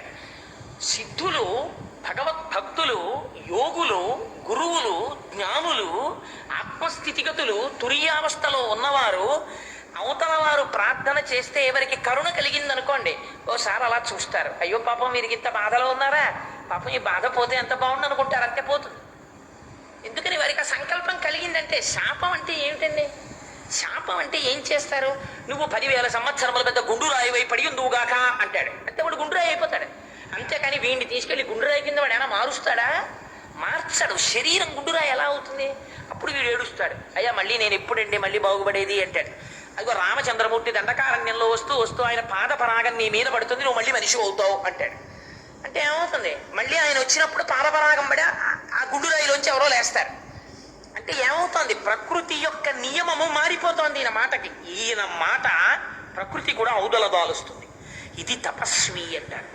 అపారమైన తపశ్శక్తి ఉన్నవాడు, బ్రహ్మముతో రమిస్తున్నవాడు తన నోటి వెంట వచ్చినటువంటి మాటనే, ఆ మాట చేతనే ప్రకృతిని శాసించగలడు. ఆ స్థితికి ఎదిగిపోతారు వాళ్ళు. అలా ఎదిగిపోయారు కాబట్టి ఆయన నోటి మాటతో చికిత్స చేశారు. దానికి ఒక్కొక్కసారి ఒక్కొక్క నియమం. ఇందాక హుక్కా పీల్చడానికి ఏమైనా ప్రయోజనం ఉందా? బాబా గారు హుక్కా ఎందుకు పీల్చారండి, దానికి వ్యాఖ్యానం చెప్పన్నారు అనుకోండి. ఒక జ్ఞాని యొక్క లక్షణాన్ని మీరు తెలుసుకోవాలంతే. రమణ మహర్షి పిల్లలతో గోళీకాయలు ఆడుకునేవారు. రమణ మహర్షి పిల్లలతో గోళీకాయలు ఎందుకు ఆడుకున్నారు అన్నది 3 రోజులు ఉపన్యాసం చెప్పండి అన్నారు అనుకోండి, చెప్పచ్చు. కానీ అర్థం చేసుకోవాలి, దానికి ఒక ప్రయోజనం ఉండదు. పసిపిల్లలలో పిల్లడిగా కలిసిపోతాడు. బాబాగారు గోళీలు ఆడుకునేవారు పిల్లలతోటి. ఆత్మజ్ఞాని స్థితి అలాగే ఉంటుంది. అందుకని ఒకడు వచ్చాడు, అయ్యా నాకు జ్వరంగా ఉంది, ఆ జ్వరం తగ్గాలనిపించింది, కాసేపు ఏదో లీల, పక్కన ఏదో ఆకుంది, దాన్ని ఇలా తుంచి ఆకు నవలరా అంటారు. ఆకు నవిలితే తగ్గిందా? ఈయన ముట్టుకుని ఆకు నవిలితే తగ్గుతుంది అని సంకల్పం చేసి ఇవ్వడం చేత తగ్గిందా? ఆకు కాదు తగ్గించింది, ఈయన సంకల్పం ఆకులోంచి వచ్చి తగ్గిస్తుంది. ఈ చెట్టు అంతా ఎత్తుకుపోయి జ్వరం వాళ్ళందరూ తినేశారనుకోండి, వాళ్ళకేం తగ్గదు. ఎందుకని సంకల్పం ఏదా చెట్టులో లేదు, వెనక ఉన్నవాడి సంకల్పం ఉంది. ఇది లీలని అర్థం చేసుకోవడం, ఆ స్థాయిలో మీరు అర్థం చేసుకోవాలి. అది మరి సంకల్పానికి ఎలా తగ్గుతుందండి జ్వరం? అలా తగ్గుతాయా? మందులకు కదా తగ్గుతాయి, అంటే సిద్ధులకి తగ్గుతాయి. అది నీకు ఎందుకు ఈ కంటికి దొరకదు? నువ్వు తపస్విని కావు, నువ్వు ఆ స్థితిలో లేవు, నీకు దొరకదు. అది జ్ఞాన స్థాయిలో నువ్వు అర్థం చేసుకోగలిగింది. దీనికి పూనిక ఉండాలి, నమ్మకం ఉండాలి. అందుకే పారాయణ చెయ్యండి అని ఎందుకంటారో తెలుసా అండి? ఒక్కొక్క లీల వెనకాతల ఉండేటటువంటి రహస్యం మీకు ద్యోతకం కావాలి. ద్యోతకం అయితే మీకు ఏమవుతుంది? ఆయన ఎవరో మీకు తెలుస్తుంది. ఇప్పుడు తెలిస్తే ఏమవుతుంది? You will accept his sovereignty. ఆయన సార్వభౌమత్వాన్ని మీరు అంగీకరిస్తారు. ఆయన ఆత్మస్థితిగతుడు అని అంగీకరిస్తారు. అంగీకరించి మీరు వారికి నమస్కారం చేస్తారు. నమస్కరిస్తే ఏమవుతుంది? వారు ప్రీతి చెందుతారు. ప్రీతి చెందితే వారు ఏం చేస్తారు? సంకల్పం చేస్తారు, వీడికి ఇవాళ నా గురించి చెప్పగలిగిన సమర్థత కటాక్షింపబడినది అంటారు. ఆయన గురించి చెప్పగలిగిన సమర్థత నీ ఉపాధికి కలిగేస్తుంది. ఇది నీకు రావాలి. అందుకని పారాయణ చెయ్యి అంటారు. పారాయణ చెయ్యి అంటే నాట్ ది మియర్ రీడింగ్. ఇన్ని అధ్యాయాలు ఇవాళ చదివేశాను, రిచువలిస్టిక్ పెర్ఫార్మెన్స్, అది తంతు జరుపుట. ఇన్ని పేజీలు చదివేయడం కాదు పారాయణం అంటే. పారాయణము అంటే దాని వెనక ఉన్న విషయమును సమగ్రముగా ఆలోచించుట. అది ఆ రోజు చదివి ఇది ఇలా ఎందుకు జరిగింది, పెద్దల దగ్గరికి వెళ్ళి, అయ్యా ఎందుకంటే బాబా గారు సటకా పెట్టి కొట్టి అగ్ని నీటిని పుట్టించడం, ఎందుకు పొగ కంటించుకోవడం అని పెద్దలైన వారిని పరిప్రశ్న చెయ్యాలి. అంతేగాని వాళ్ళు వంకాయలు కొనుక్కుంటూ రైతు బజార్లో కనబడితే దాకి ఉన్నవాడిని అడిగినట్టు చొక్కా పట్టుకుని ఎలా వెళ్ళిపోతావు ఇంటికి, చెప్పవా అని అడగకూడదు. అయ్యా మీకు ఖాళీ ఉంటే నేను యోగ్యుడిని అనుకుంటే చెప్పండి అని అడగాలి. అడిగి తెలుసుకుని నువ్వు అలా అనుభవించడం మొదలు పెడితే నిన్ను ఉద్ధరించడానికి ఒక్క లీల చాలు, ఉద్ధరించేస్తుంది. ఎందుకని నీ మనస్సు దానితో తాదాత్మ్యత చెందేస్తుంది. చెందేస్తే ఇప్పుడు ఏమైపోయింది? మనస్సు తెలియకుండా బాబాగారి పాదాలకు అంకితం అయిపోయింది. అంకితం అయిపోవడం ఇది శ్రద్ధ. ఇప్పుడు ఏమైపోతుంది? అనుగ్రహం కూడా వర్షింపబడుతుంది. అందుకని పారాయణ చెయ్యండి అంటారు. అందుచేత వారు వైద్యం చేశారు. వైద్యం అంటే ఆయన ఏమైనా ప్రిస్క్రిప్షన్లు పెట్టుకుని, మందులు పెట్టుకుని, ఇంజక్షన్లు చేసి ఇదా చేసింది? అప్పుడు ఏ సంకల్పమో ఇప్పుడు ఆ సంకల్పమే. మీకు బాబా గారి జీవిత చరిత్ర అంతా ఇలాగే నడుస్తుంది. అందుకే సంకల్పమే నడుస్తూ ఉంటుంది. అంతేగాని బాబా గారు వెళ్ళడం ఉండదు. ఆయన ఒకసారి పాము అవ్వాలనుకున్నారు అనుకోండి, పాము అయిపోయి కనపడతారు. ఎందుకని ఆయనకి నామరూపాలు లేవు. అది బంగారం. అది ఇవాళ గాజుగా ఉండాలనుకుంటే గాజుగా ఉంది, అది గొలుసుగా ఉండాలనుకుంటే గొలుసు అయిపోతుంది. మీరు గొలుసు అయిపోవాలనుకున్నారు, కవసాలకు పట్టుకెళ్ళిస్తే గొలుసు అయిపోతుంది. మీరు చెవులకి కుండలాలు అయిపోవాలనుకున్నారు, కవసాలకు పట్టుకెళ్ళిస్తే మీ బంగారమే కుండలాలు అయిపోతుంది. ఇంకో 6 నెలలు పోయిన తర్వాత ఈ కుండలాలు పట్టుకెళ్ళి ఇచ్చేసాయా, కరిగించేసేసి ఉంగరం చేసేయంటే ఉంగరం అయిపోతుంది. ఆ స్థితికి వెళ్ళిపోయారు కాబట్టి, బంగారపు స్థాయిలోకి వెళ్ళిపోయారు కాబట్టి ఆ ఆత్మస్థితికి వెళ్ళిపోయిన వాడు నేను పామునగుదునుగాక అంటే పామునైపోతాడు. చరాచర ప్రపంచంలో ఉన్న సమస్త ప్రాణికోటిలోని భావనలు వారికి అందుతాయి. కోతులు ఏడుస్తుంటే ఎందుకు ఏడుస్తున్నాయో రమణ మహర్షి చెప్పగలిగేవారు. రెండు బల్లులు కిచకిచలాడుకుంటే ఎందుకు కిచకిచలాడుతున్నాయో బాబా గారు చెప్పగలిగేవారు. ఒకే స్థాయి. ఎందుకు చెప్పగలుగుతారు? ఇద్దరూ చేరినది ఆత్మస్థాయికి చేరారు. రామకృష్ణ పరమహంస అలా చెప్పగలిగేవారు, వివేకానందుడు అలా చెప్పగలిగేవారు. ఎందుకు చెప్పగలుగుతారు? దానికి ప్రయోజనం ఉండదు. అస్తమానం ప్రతి ఇంట్లో గోడ మీద బల్లుల దగ్గరికి తీసుకొచ్చి బాబా ఈ బల్లు ఎందుకు అరుస్తోంది, ఈ బల్లు ఎందుకు అరుస్తోంది అంటే చాటలు మాట్లారు. ఆయనకు ఆ రోజు చెప్పాలనిపిస్తుంది, చెప్తారు. ఇక్కడ ఓ పాము ఓ కప్ప కొట్టుకుంటున్నాయి, అవి రెండు ఏమిటో తెలుసా అంటారు రోజున, చెప్తారు. ఎలా చెప్తారు? ఎన్ని మాటలు ఇలా చెప్పనివ్వండి, ఆయన ఆత్మస్థాయిని రూఢి చేస్తుంటుంది. అది తను దిగజారలేదు, ఆ స్థాయిలో నిలబడిపోయి ఉన్నారని మీకు 1కి 10 మార్లు దృష్టాంతముల ద్వారా తెలుస్తూ ఉంటుంది. లీలని బహుకోణములలో మీరు పరిశీలన చెయ్యాలి, చేసి తాదాత్మ్యత పొందాలి. పొందితే ఏమవుతుంది? వారి అనుగ్రహము మీ యందు ప్రసరింపబడుతుంది, అప్పుడు మీకు రక్షణ కలుగుతుంది. అందుకని వారు వైద్యం చేశారు. అయితే మీకు ఇప్పుడు ఇక్కడ నేను ఒక గమ్మత్తు చెప్పాలి. వారిని మహల్సాపతి వచ్చి సాయి దయచేయుడు అని పిలిచారు కదా. So it was a name accepted by him or rejected by him? Not so. ఆయన దాన్ని అంగీకరించలేదు, తిరస్కరించలేదు. సాయి అని పిలిచారు, ఓహో అన్నారంతే. దీని ఈ పేరు బాగుంది, ఇంతకుముందు ఎవరెవరో ఏదో పెట్టారు కానీ అవన్నీ బాగోలేదా, ఇది బాగుంది మహల్సాపతి ఇలా పిలుస్తుండే పలుకుతానని ఆయన ఏం చెప్పలేదు. ఆయన అలా పిలిస్తే ఇది పిలిచారని వాళ్ళు అనుకున్నారంతే. అందుకని మిగిలిన వాళ్ళు కూడా సాయి అన్నారు. సాయి అన్నప్పుడల్లా ఏమో అన్నారంతే. నువ్వు సాయి అని పిలవకపోయినా నువ్వు మనస్సులో ధ్యానం చేసినా ఆయన పలుకుతారు. ఎందుకని? అంతటా వ్యాపించి ఉన్నవాడు కనుక నీలో కూడా ఉన్నవాడు. నువ్వు కూర్చుని ఉండిపోయి ఉంటారు. తీసి వేయించుకుందామా, ఇటు కట్టించుకుందామా, కబ్బోర్డ్ అటు కట్టించుకుందామా, మార్బులు వేయించుకుందామా, టైల్స్ వేయించుకుందామా, కోరికలు మనకి. వాళ్ళకి ఈ కోరికలన్నీ ఉండడానికి మార్పులు ఎందుకు? చల్లగా ఉంటుంది. ఎవరికి చల్లగా? దీనికి చల్లగా. దీని చల్లతనానికి దీని వేడితనానికి ఆయన అతీతుడు. అందుకని నీకు అది మసీదుగా కనపడుతోంది, ఆయనకి మసీదు, దేవాలయము, శ్మశానము, గుట్ట, గోపురము, ఇంకోటి అన్నీ ఆయనకి ఒక్కటే. ఏమిటవన్నీ ఆయనకి ఈశ్వరుడే. ఆయనకి బ్రహ్మము తప్ప వేరొకటి కనపడదు. అలా ఉంటే కదా తురియం.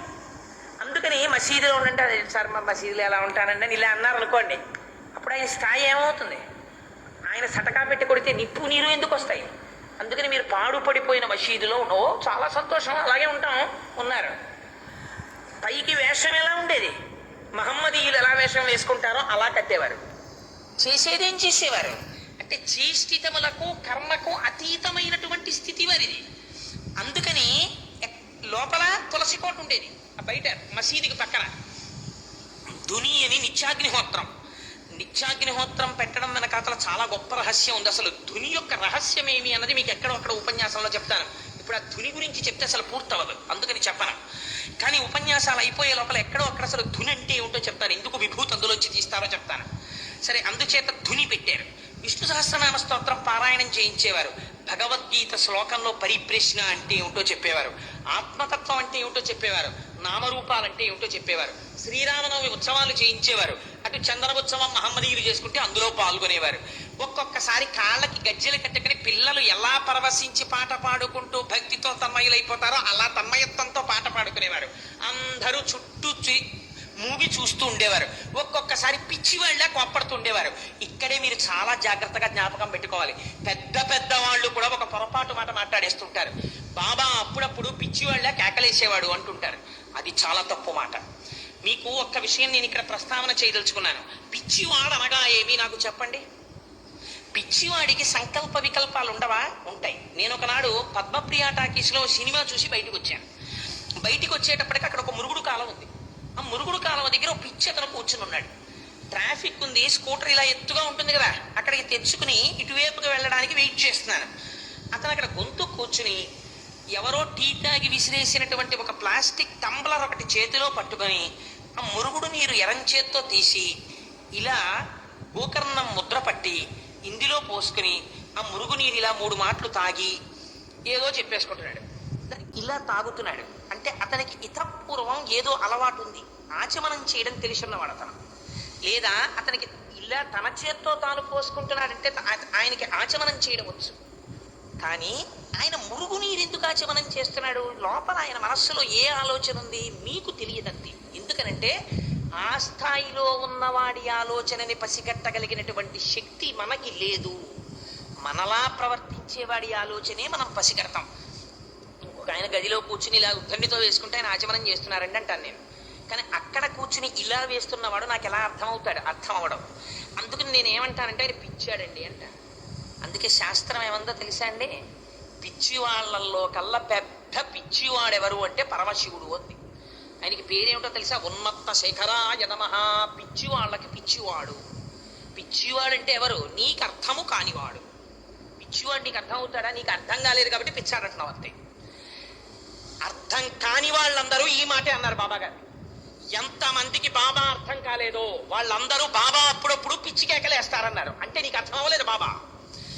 బాబా యొక్క జ్ఞానస్థాయి నీకు అర్థం కాకపోతే అప్పుడప్పుడు నీకు ఆయన పిచ్చోడిగా కనపడతాడు. ఆయన మహాజ్ఞాని. అందుకే ఉన్మత్త శేఖరాయ నమః. ఆయన అప్పుడు శివాంశతో ఉన్నాడు. నీవు చేసేటటువంటి వికృతమైన చేష్టితములు చూసి సంప్రదాయం పట్ల, రిచువలిస్టిక్ పూజ పట్ల మనస్సు నిమగ్నం చేయకుండా, జ్ఞానంతో నిన్ను నువ్వు ఉద్ధరించుకోకుండా నిన్ను నువ్వు కట్టడి చేసేసుకుంటే చూసి అసహ్యించుకుని ఆయన చేసిన కేకలు నీకు పిచ్చిగా కనపడ్డాయి తప్ప ఆయన పిచ్చివాడు కాడు. ఆయన పిచ్చిని అర్థం చేసుకోలేనటువంటి స్థితి నీది. అందుకే ప్రపంచంలో మహాజ్ఞానులందరూ పిచ్చివాళ్ళలా కనపడ్డారు. రమణ మహర్షి కొంతమంది పిచ్చాడన్నారు. ఎక్కడికో వెళ్ళా గుహల్లో కూర్చుంటాడు ఏంటండి ఆయన అన్నారు. బలవంతంగా తీసుకెళ్ళిపోయేవారు. సంకల్లో చేతులేసి పోయినానికి తీసుకెళ్లి విస్తర ముందు కూర్చోబెట్టేవారు. ఆయన వాళ్ళ వంక వెర్రేళ్లే చూసేవారు. తిననేవారు. ఆపనే వరకు తినేసేవారు. ఇంకా చాలే అనేవారు, ఆపేసేవారు. అలాగే కూర్చుని ఉండేవారు. మళ్ళీ సంకల కింద చేతులేసి మళ్ళీ అరుణాచలం కొండ మీదకి తీసుకెళ్లి కూర్చోబెట్టేవారు. ఆయన అలా చూస్తూ ఉండేవారు. వీళ్ళ కిందకి దిగి వచ్చేసి పాపం ఏమిటో బ్రాహ్మణ స్వామి అలా కూర్చుంటాడు, తీసుకొచ్చి అన్నం పెట్టామనేవారు. ఆయన ఎవరో వీళ్ళకి అర్థమైతే వీళ్ళు జ్ఞానులు అయిపోతారు. అర్థం అవ్వడం. రామకృష్ణ పరమహంసని పిచ్చాడంది ప్రపంచం. ఎందుకని? ఆయన స్థాయి నాకు అర్థం కాదు కాబట్టి. పరమహంసకి పట్టిన పిచ్చి నాకెప్పుడు పడుతుందో అని ఏడ్చారు భక్తులు. అందుకని ఎక్కడెక్కడ బాబా అర్థం కాలేదో అక్కడెక్కడ ఆయన అలా వెర్రికేకలేస్తాడని రాసి వదిలించారు. నేను పరమ సత్యం చెప్తున్నాను. అదే మీకు అర్థమైతే మీరు మహాజ్ఞానిగా నిలబడిపోతారు. నిజంగా బాబా జీవిత చరిత్ర చెప్పడం, బాబా లీలలు చెప్పడం, ఎక్కడెక్కడ కేకలేశారో దాని వెనకాతల దృష్టాంతాలు ఏమిటో, ఏ స్థాయిలో వేశారో చెప్పవలసి వస్తే ఏ మామూలు మాటలా? సామాన్యమైన విశేషం అది. అంతటి మహాపురుషుడైన. అందుచేత మసీదులోనే ఉంటూ ఉండేవారు. అప్పుడప్పుడు చందనోత్సవంలో పాల్గొనేవారు. అప్పుడప్పుడు హిందూ ఉత్సవాల్లో పాల్గొనేవారు. ఇటు శ్రీరామనవమి వేడుకలు అయ్యేవి, అటు ఆ వేడుకలు అయ్యేవి. ఎవరైనా తన దగ్గరికి వస్తే అల్లా మాలిక్ అనేవారు. ప్రపంచానికి ఉన్న లక్షణం ఏంటి? మీరు ఎంత గొప్పవారోనండి, చాలా గొప్పవారు, మీరే మా దేవుడు, మీరు మాకు జ్వరం తగ్గించేశారు కదా. ఇంకా నమ్మకం, జ్వరం తగ్గించేశారు కదా అని ఓటుకు 10 మార్లు అంటే ఇంకేం చూసుకుంటాడు మన ఇంట్లో కష్టాలన్నీ. అందుకని కామ్యంతో వెంటబడతారు. ఇహ అందుకని మీరు ఉన్నారు కదా బాబా, మాకేమిటి లోటు అంటే ఆయన అనేవారు అల్లా మాలిక్, అల్లా మాలిక్ అనేవారు. అల్లా మాలిక్ అంటే నీకు నాకు కూడా ప్రభు ఒకడు ఉన్నాడు. ఆయన అల్లా. అల్లా అంటే నామరూపాలతో మీరు ఏ రూపంతో పిలవండి, నేను చెప్పాను కదా అది బ్రహ్మము. నేను శివుడు అంటాను, వేరొకరు కృష్ణుడు అంటారు, వేరొకరు శ్రీ మహావిష్ణువు అంటారు, వేరొకరు అల్లా అంటారు, వేరొకరు ఇంకో పేరుతో పిలుస్తారు. ఏ పేరుతో పిలిచినా అది బ్రహ్మం. నామరూపాల స్థాయిలో దెబ్బలాడుకోవడం అసహ్యకరమైన విషయం. అయితే మీకు గమ్మత్తైన విషయం ఒకటి నేను ఇక్కడ ప్రతిపాదించాలి. అంటే ఇవాళ నేను సాయిబాబా గారి యొక్క జన్మ రహస్యము ఎందుకు వెల్లడి కాలేదన్న దాని మీద దృష్టి పెట్టి చెప్తున్నాను కనుక ఇక్కడ నేను ఒక్క విషయం చెప్పాలి. దీనికి కల్మినేషన్ అంటే ముగింపు ఎక్కడ తెచ్చారంటే బాబా గారు సీమోల్లంఘనము లేదా సీమను, ఆ ఎల్లను, హద్దును దాటుట అని ఒక ఉత్సవం చేసేవారు ఆ రోజుల్లో షిరిడీలో. ఇప్పుడు ఉందో లేదో నాకు తెలియదు. విజయదశమి నాడు ఆ గ్రామంలో ఉండేటువంటి వారందరూ కూడా గ్రామపు సరిహద్దుని దాటి వెళ్ళేవారు. వెళ్ళడం ఒక ఉత్సవం. పూర్వం ఉత్సవం చేసి ఒక్కొక్క ప్రాంతంలో ఒక్కొక్క అలవాటు ఉంటుంది. వెళ్ళి మళ్ళీ వెనక్కి తిరిగి వాళ్ళందరూ వచ్చేస్తూ ఉండేవారు. వచ్చేస్తే అలా వెళ్ళి రావడం అదొక పెద్ద ఉత్సవం కింద చేసుకునేవారు. ఒకనాటి విజయదశమి నాడు వీళ్ళందరూ అలా సీమ దాటి వెడుతున్నారు, ఆ ఊరి హద్దు దాటి. బాబా గారు మసీదులో ఉన్నారు. వీరందరూ సీమ దాటి వెళ్ళారు. వెళ్ళి మళ్ళీ సీమ దాటి లోపలికి వచ్చేస్తున్నారు. వచ్చేస్తుంటే బాబాకి ఆగ్రహం వచ్చి పెద్ద పెద్ద కేకలు మొదలెట్టారు. ఆయన కేకలు మొదలుపెట్టి తన ఒంటి మీద ఉన్నటువంటి లాల్చీని విప్పేసి ముక్కల కింద చింపేశారు. కట్టుకున్నటువంటి అంగీ చింపేశారు. పెట్టుకున్నటువంటి లంగోటా చింపేశారు. దిగంబరుడై నిలబడిపోయారు. నిలబడిపోయి ఈ వస్త్రాలన్నీ ధునిలోకి విసిరేశారు. విసిరేసేటప్పటికి ఆ ధునిలో ఉన్న అగ్నిహోత్రం మరింత ప్రజ్వలించింది. ఆ ఎర్రటి కాంతి ఈయన మీద పడుతోంది. ఈ ఎరుపు ఆ ఎరుపు కలిపి కొత్త ఎరుపు తయారైంది. అగ్నిహోత్రాల్లా కళ్ళు తిరుగుడు పడుతున్నాయి. అలా నిలబడి ఆయన కేకేశారు. ఏమని? ఇప్పుడు నన్ను చూడండి, స్పష్టంగా చూడండి, అందరూ చూడండి, నేను హిందువునా మహమ్మదీయుడనా చెప్పండి అన్నారు. ఇప్పుడు చెప్పండి, ఆయన మహాజ్ఞాన పిచ్చాడా?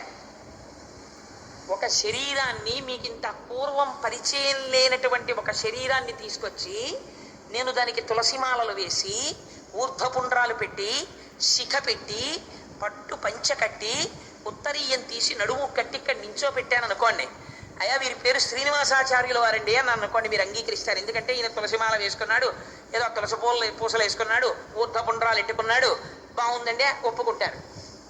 విభూతి పిండికట్లు ఇలా పెట్టుకుని, అయ్యా నా పేరు కోటేశ్వర శాస్త్రి గారండి అని మెళ్ళలో రుద్రాక్షలు వేసుకుని, మా తండ్రి గారి పేరు సుందరశివ శాస్త్రి గారు, మా తాతగారి పేరు రాజలింగ శాస్త్రి గారు అని నేను చెప్పాను అనుకోండి, ఓహో ఈయన శైవుడు అని అంగీకరిస్తారు.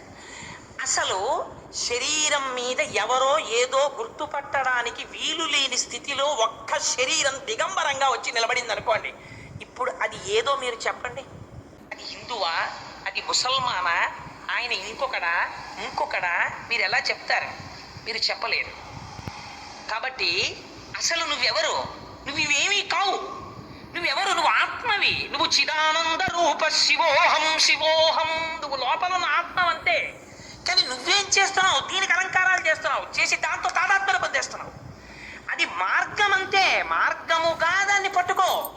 నువ్వు చిట్ట చివర గమ్యాన్ని చేరుకోవడం గురించి నువ్వు ప్రయత్నం చేయట్లేదు, మార్గమునందు అపేక్ష పెంచుకుంటున్నావు. ఇది ప్రమాదం. ఇది చెప్పడానికే ఒరే సీమోల్లంఘనం అంటే ఏమిటి? హద్దు దాటిపోవుట. హద్దు దాటిపోవడానికి ఏమిటి? శరీరాన్ని మర్చిపోవాలి. ఇందులో ఉండి ఇందు లోపల ఉన్నదాన్ని తెలుసుకుని దీన్ని విడిచిపెట్టడం సీమ దాటిపోవడం. కానీ మీరేం చేస్తున్నారు? సరిహద్దులు దాటి అటు వెళ్ళి ఇటు వచ్చి ఇది మా మతాచారం అంటున్నారు. ఇదిరా మతాచారం? ఇది అలా వెళ్ళి ఇలా వచ్చడం మీ మతాచారం అయితే నేను గుడ్డలిప్పుకు నిచ్చున్నా చెప్పండి, నేనే మతం వాడినో అడిగారు ఆయన. ఇప్పుడు మీరు చెప్పండి, ఇది పిచ్చక జ్ఞాన మహాజ్ఞానిగా నిలబడ్డారు. ఎవరు చెప్తారు? అర్థం కాలేదు బాబా ఆ రోజున ఎవరికి. అదే అర్థమైతే జగద్గురువు మహాజ్ఞాని అని కాళ్ళ మీద పడిపోవాలి. షిరిడి అంతా పడిపోలేదు. ఇది జగత్తు యొక్క స్థితి నిరూపించారు బాబా ఆ రోజున. అర్థం చేసుకోదు ప్రపంచం, ఆ స్థాయికి ఎదగదు. చిత్రం ఏమిటంటే కోపం వచ్చింది బాబాకి అన్నారంతే. 11 వరకు కోపం తగ్గలేదన్నారు. ఎవరి మీద కోపం? లోకం ఎందుకింత పతనం అయిపోతుంది? ఆయన పాట సీమోల్లంఘనం అంటున్నారు. కానీ సీమోల్లంఘనం కాదది. సీమోల్లంఘనం అంటే ఈ దేహమును దాటిపోవుట. ఇందులో ఉండి దీన్ని దాటాలి అంటే దీనికన్నా అతీతముగా ఉన్న ఆత్మని చేరుకుని ఆత్మతో లయమై రమించగలగాలి. ఆ స్థితిని నువ్వు పొందట్లేదు. ఇది ఆయన బాధ. బాధ అర్థం కాకపోతే ఎవరో ఒకరు వచ్చారు, వాళ్ళకేమిటి బాబా లంగోటా కట్టుకోండి, బాబా ఏమిటి బాబా అందరూ అంత పండగ చేసుకుంటుంటే మీకు ఇలా కోపం వస్తే ఎలా బాబా? ఇప్పుడు మీరు ఆలోచించండి. ఒక పక్క లోకం నిలబడింది, ఒక పక్క జ్ఞాని నిలబడ్డాడు. అంతే లీల. అర్థమైంది ఆయన? అర్థమయ్యారా ఎవరికైనా? అర్థం అయ్యుంటే లోకం తీరి ఇంకొక రకంగా ఉండేది. బాబా మరణించిన తరువాత, బాబా శరీరం విడిచిపెట్టిన తరువాత ఈయన్ని ఏం చెయ్యాలి అని అడిగి ఉండకూడదు. 2 మాటలు అసలు వచ్చి ఉండి ఉండకూడదు. ఈ మొట్టమొదటి నుంచి ఒక మాటే వచ్చి ఉండాలి. ఆయన అర్థం అయ్యి ఉంటే లోకానికి రాలా. ముందు 2 మాటలు వచ్చి తర్వాత ఒకటైంది ఆయన్ని సమాధి చేసే విషయంలో. ఇది యథార్థం. లోకము తెలుసుకోలేకపోయిన నాడే ఆయన యొక్క అవతార ప్రయోజనం నిజంగా తెలుస్తుంది. అందుకే పారాయణ చేయండి అని పారాయణ చేయించడం ఆయన జీవితాన్ని. సరే, అందుచేత ఏమైంది? తెచ్చారు, ఒకరు లంగోటా కట్టారు. మెల్లిగా పాపం ఎవరో ఒక ఆయన వచ్చాడు. అయ్యో బాబా అదేంటి అంత బొత్తిగా అసహ్యంగా అలా దిగంబరంగా నిలబడ్డారు, పిల్లకాయలు వాళ్ళందరూ ఉత్సవం చేసుకుంటున్నారు, ఏమిటి మీకు ఇంత కోపం? ఏమిటి? దేనికి ఆయనకి కోపం? వాళ్ళు ఉత్సవం చేసుకుంటే ఈయనకి కోపం వస్తే ఈయన శ్రీరామనామం ఎందుకు చేయిస్తారు? ఆయన కోపం అది కాదు. ఒరే సీమోల్లంఘనం అని చెప్పి సరిహద్దులు దాటుతారు, కానీ దీన్ని దాటే ప్రయత్నం చెయ్యరేమిరా? అంతటా ఉన్నది ఒక బ్రహ్మమే అని ఎందుకు తెలుసుకోర్రా మీరు? మీ జన్మ వృధా అయిపోతుంది. ఇలా ఎంతకాలం చేస్తారా? ఎవరికీ అర్థం అవ్వట్లేదు ఏమిట్రా అని తన కోపం ప్రకటించడానికి తన స్వరూపాన్ని నిలబెట్టి చూపించారు. ఏది చెప్పండి అని చెప్పలేకపోయింది ప్రపంచం. బట్ట కట్టుకోండి అంతే. ప్రపంచంలో గొప్ప వాళ్ళందరినీ లోకం ఇదేంది. ఎందుకంటే మనకు ఒక్కళ్ళకే ఈ శరీరం మీద తాదాత్మ్యం కాబట్టి సిగ్గు, లజ్జ, మానాభిమానాలు అని పేరెట్టుకుంటాం. రమణ మహర్షి బట్టలన్నీ విప్పదీసుకుంటే లోకం ఆయన వెంటబడింది, అయ్యా గోచి అన్న పెట్టుకోండి, గోచి అన్న పెట్టుకోండి అని. ఆయనకి ఏం గోచి అక్కర్లేదు. ఆయనకి ఎందుకు? ఆయనకి ఇదో శరీరం, ఇదో పుండు, దీని గురించి ఆయనకి ఏం పెద్ద బాధ లేదు. కానీ ఆయన అన్నారు, వాళ్ళందరూ నేను ఏమిటో గోచి పెట్టుకోకపోతే వాళ్ళకి చాలా బాధగా ఉందని ఓ గోచి పెట్టుకున్నాను అన్నారు ఆయన. ఆ గోచి చిరిగిపోయినా కన్నాలు పడిపోయినా ఆయనకేం బాధ లేదు. జ్ఞాని స్థితి అంటే అలా ఉంటుంది. సో ఏ జ్ఞాని కెనాట్ బి ఇమిటేటెడ్. జ్ఞానిని ఇమిటేట్ చేయలేరు. జ్ఞానిని అర్థం చేసుకోవడం అంత తేలిక కాదు. దానికి చాలా ధ్యానం చేస్తే ఆయన అనుగ్రహం ఉంటే మీకు భాషిస్తుంది, అంతే అర్థం అవుతుంది. లేకపోతే ఆ లీల కూడా అర్థం అవడం అంత తేలిక కాదు. చాలామంది అన్నారు ఎప్పుడో వెళ్ళిపోవడానికి ఆయన దాన్ని నిరూపించడానికి ఈ సంవత్సరంలో కేకేశారన్నారు. అలా ఎందుకు కేకేయడం? 2-3 ఏళ్ళు ఎప్పుడో వెళ్ళిపోవడానికి ఇప్పుడు కేకేయాలా? అలా అయితే ఈ శరీరం వెళ్ళిపోతోందని కేకేయడం అవుతుంది. అది దాని గురించి కాదు, మీ గురించి వారి కేక. జ్ఞాని ఎప్పుడూ సతమతమయ్యేది మీ గురించి, తన గురించి కాదు. తను వెళ్ళిపోతున్నాడని మీకు వార్నింగ్ ఇవ్వడం ఎందుకు? ఆయనకి అలా వార్నింగ్లు ఇవ్వవలసినటువంటి అవసరం కానీ తను వెళ్ళిపోవడం గురించి తాపత్రయం కానీ ఆయనకేం ఉండదు. ఆయన ఎప్పుడూ ఉండేవారు. ఆయనే శరీరంతో తాదాత్మ్యత పొందితే బాబా కూడా మనలాంటి అజ్ఞానే. 2 సంవత్సరాల తర్వాత బాబా వెళ్ళిపోతారు అని బాబా అనుకున్నారు అనుకోండి, శరీరం వెళ్ళిపోతే బాబా వెళ్ళిపోయినట్టుని బాబా కూడా అనుకున్నట్టు. అంటే బాబా శరీరం వెళ్ళిపోవడం బాబా వెళ్ళిపోవడంతో సమానమే. అలా అయితే రక్షణ మీకు ఎక్కడి నుంచి వస్తోంది చెప్పండి? అదే బాబా చెప్పింది, నేను ఇప్పుడు ఉంటాను అని చెప్పారు ఆయన. రమణ మహర్షిని మీరు మరణిస్తారు, మీరు శరీరం పడిపోతుందంటే నేను ఎక్కడికి వెళ్ళిపోతాను, నేను వెళ్ళిపోవడానికి చోటు లేదు, నేను ఎప్పుడు ఉంటాననేవారు. ఆయన ఆత్మస్థితిగతులు కనుక ఆయన వెళ్ళిపోతానని చెప్పలేదు. మీకెందుకు అర్థం అవ్వట్లేదు సీమోల్లంఘనం అని అడిగారు ఆయన. మీరు ఎందుకు ఆత్మస్థితిని పొందడం లేదని బాధపడ్డారు ఆయన. సరే, ఈ స్థితికి ఎదిగి నిలబడితే అసలు మనిషి తనంత తాను కల్పించుకున్న చట్టం తప్ప ఏ కులమో ఏ మతమో ఏదో ఎలా తెలుస్తుంది? మనిషిగా నిలబడిపోయిన నాడు అసలు తెలిసే అవకాశమే లేదు. అందుకే ప్రారంభం నుంచి చివరి వరకు ఆ అవతారం అలాగే వెళ్ళింది. అదే మూసలో చూపించారు ఆయన, అదే స్థితిలో ఆవిష్కరించారు. ఎవరు తన దగ్గరికి వచ్చినా ఒక్కటే మాట, అల్లా మాలిక్. అల్లా మాలిక్ అంటే ఒక శాసకుడు ఉన్నాడు, ఒక యజమాని ఉన్నాడు, ఆయనది ఇదంతా. నువ్వు నమ్ము. అల్లా అని మీకు అండం ఇష్టం లేకపోతే రామ్ మాలిక్ అనండి, తప్పేం లేదు. నామం మార్చుకోండి, మీకు ఏ నామం ఇష్టమైతే ఆ నామం చెప్పండి. బట్ ఒక యజమాని ఉన్నాడు. స్టేట్ బ్యాంక్ ఆఫ్ ఇండియాలో పనిచేసేటటువంటి క్యాషియరు కోట్ల రూపాయలు, లక్షల రూపాయలు పొద్దున్నే బండిల్స్ తీసుకొచ్చి కౌంటర్లో పెట్టుకుంటాడు. కౌంటర్లో పెట్టుకుంటే ఆయన ఎవరి దగ్గర అప్పొచ్చుకున్నవాడు వచ్చి, ఏమయ్యా డబ్బులు అంటావు, అంత డబ్బు ఉంది టేబుల్లో, నాకు ఇవ్వాల్సిన 10,000 ఇచ్చేయన్నాడు అనుకోండి. ఏమంటాడు? అవి నా డబ్బులు ఏంటంటే బ్యాంకు డబ్బులు, ఏదో కౌంటర్లో ఉద్యోగానికి వచ్చి కూర్చున్నాను, ఓ 2 రోజుల్లో బోనస్ వస్తుంది, నేను రెవెన్యూ స్టాంప్ మీద సంతకం పెట్టి పుచ్చుకుంటాను, అది నాది, అప్పుడు ఇస్తాను మీకు. ఇది నాది కాదు, ఇప్పుడు నేను ఇస్తే సస్పెండ్ అయిపోతాను. ఈ డబ్బుకి నేనే మీకు లెక్క పెట్టి ఇవ్వడానికి అధికారం ఉండొచ్చు, మీ దగ్గర పుచ్చుకోవడానికి అధికారం ఉండొచ్చు. కానీ పుచ్చుకున్నప్పుడు నాది కాదు, ఇచ్చినప్పుడు నాది కాదు. ఇవ్వమని అక్కడ అంగీకరించి టోకెన్ ఇచ్చిన వాడు ఉన్నాడు, వాడు టోకెన్ ఇస్తే నేను ఇస్తాను. ఇలా అంతర్లీ ఈ డబ్బంతా ఎవరిది? బ్యాంకుది. బ్యాంక్ ఎవరిది? సెంట్రల్ గవర్నమెంట్ది. ఏదో సెంట్రల్ గవర్నమెంట్ చూపించండి అన్నారు అనుకోండి. మీరు సెంట్రల్ గవర్నమెంట్ మీకు కనపడుతుందా? గవర్నమెంట్ రిప్రజెంటేటివ్ కనపడతాడు, ఒక ప్రధానమంత్రి కనపడతాడు, రాష్ట్రపతి కనపడతాడు. అంతేగాని నాకు ఇవన్నీ కుదరదండి, నాకు గవర్నమెంట్ కనపడాలండి అన్నారు అనుకోండి, గవర్నమెంట్ ఎలా కనపడుతుంది? గవర్నమెంట్ ఏం కనపడదు. బీయింగ్ గవర్నడ్ తెలుస్తుంది, మీరు పరిపాలింపబడడం మీకు తెలుస్తుంది, అంతే. అందుకనే ఆత్మ అనుభవింపబడుతుంది అన్నారు పెద్దలు.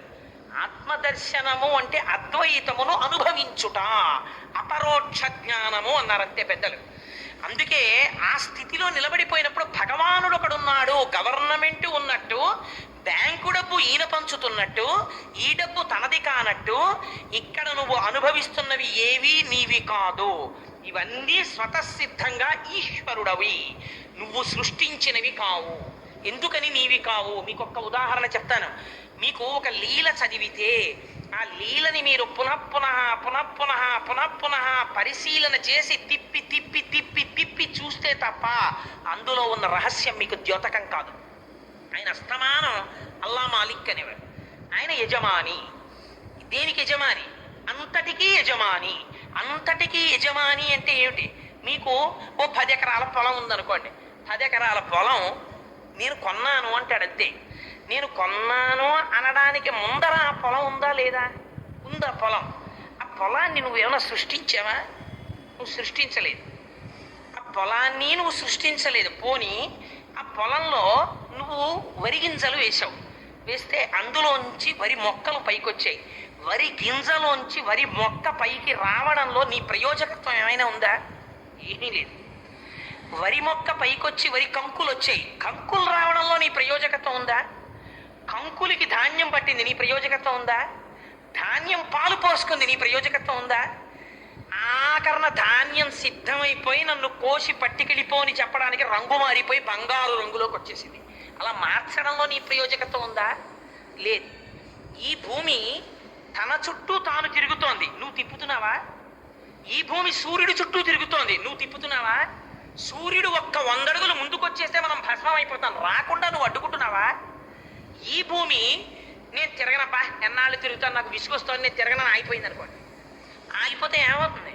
భూమి తిరగడం మానేస్తే సూర్యుడు ఎప్పుడు తిరగడం అలా ఉంటాడు. సూర్యుడికి ఎదురుగుండా వస్తే పగలు, సూర్యుడికి వెనక్కి వెళ్ళిపోతే రాత్రి. పగలు వెలుతురు పట్టలేదు కాబట్టి భూమి తిరగడం ఆగిపోయింది అనుకోండి, ఏమైపోతుంది?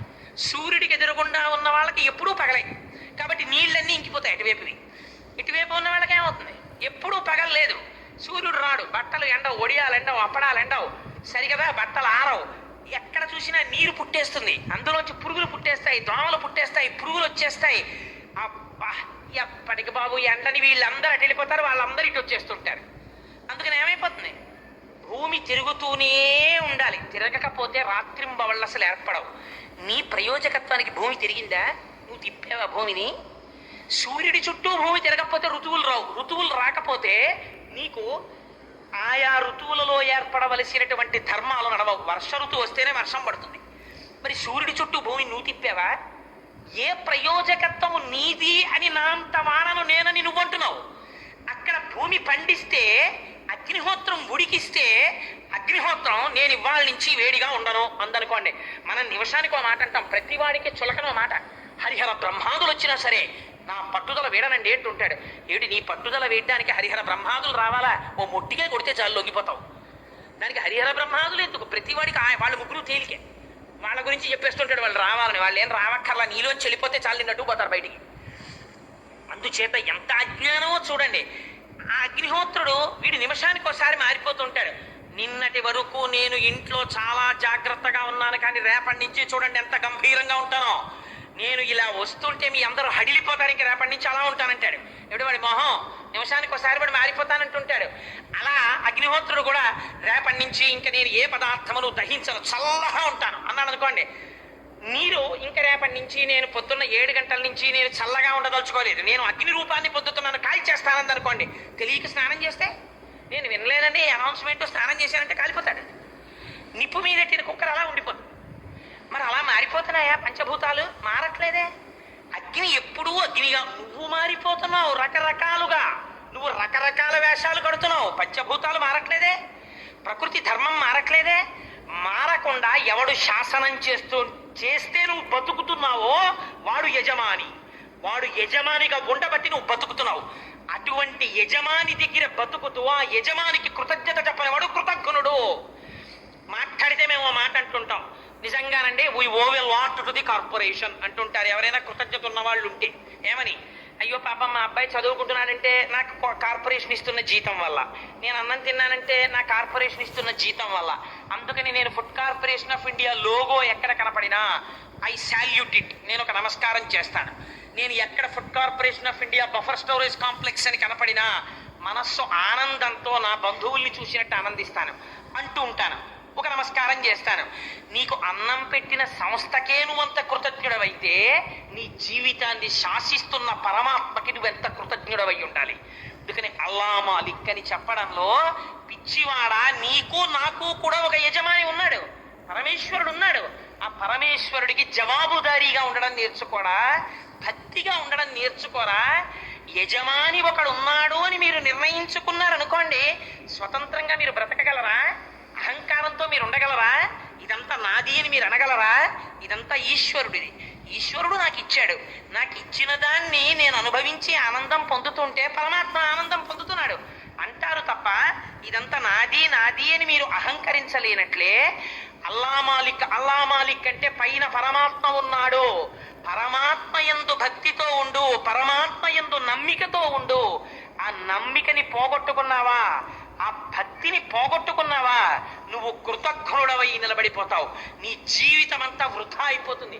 ఎందుకన్ని మాటలు అల్లా మాలిక్ అల్లా మాలిక్ అల్లా మాలిక్ అని ఆయన అన్నారో తెలుసా అండి మీకు? అలా అనడం వెనకాతల ఒక రహస్యం ఉంది.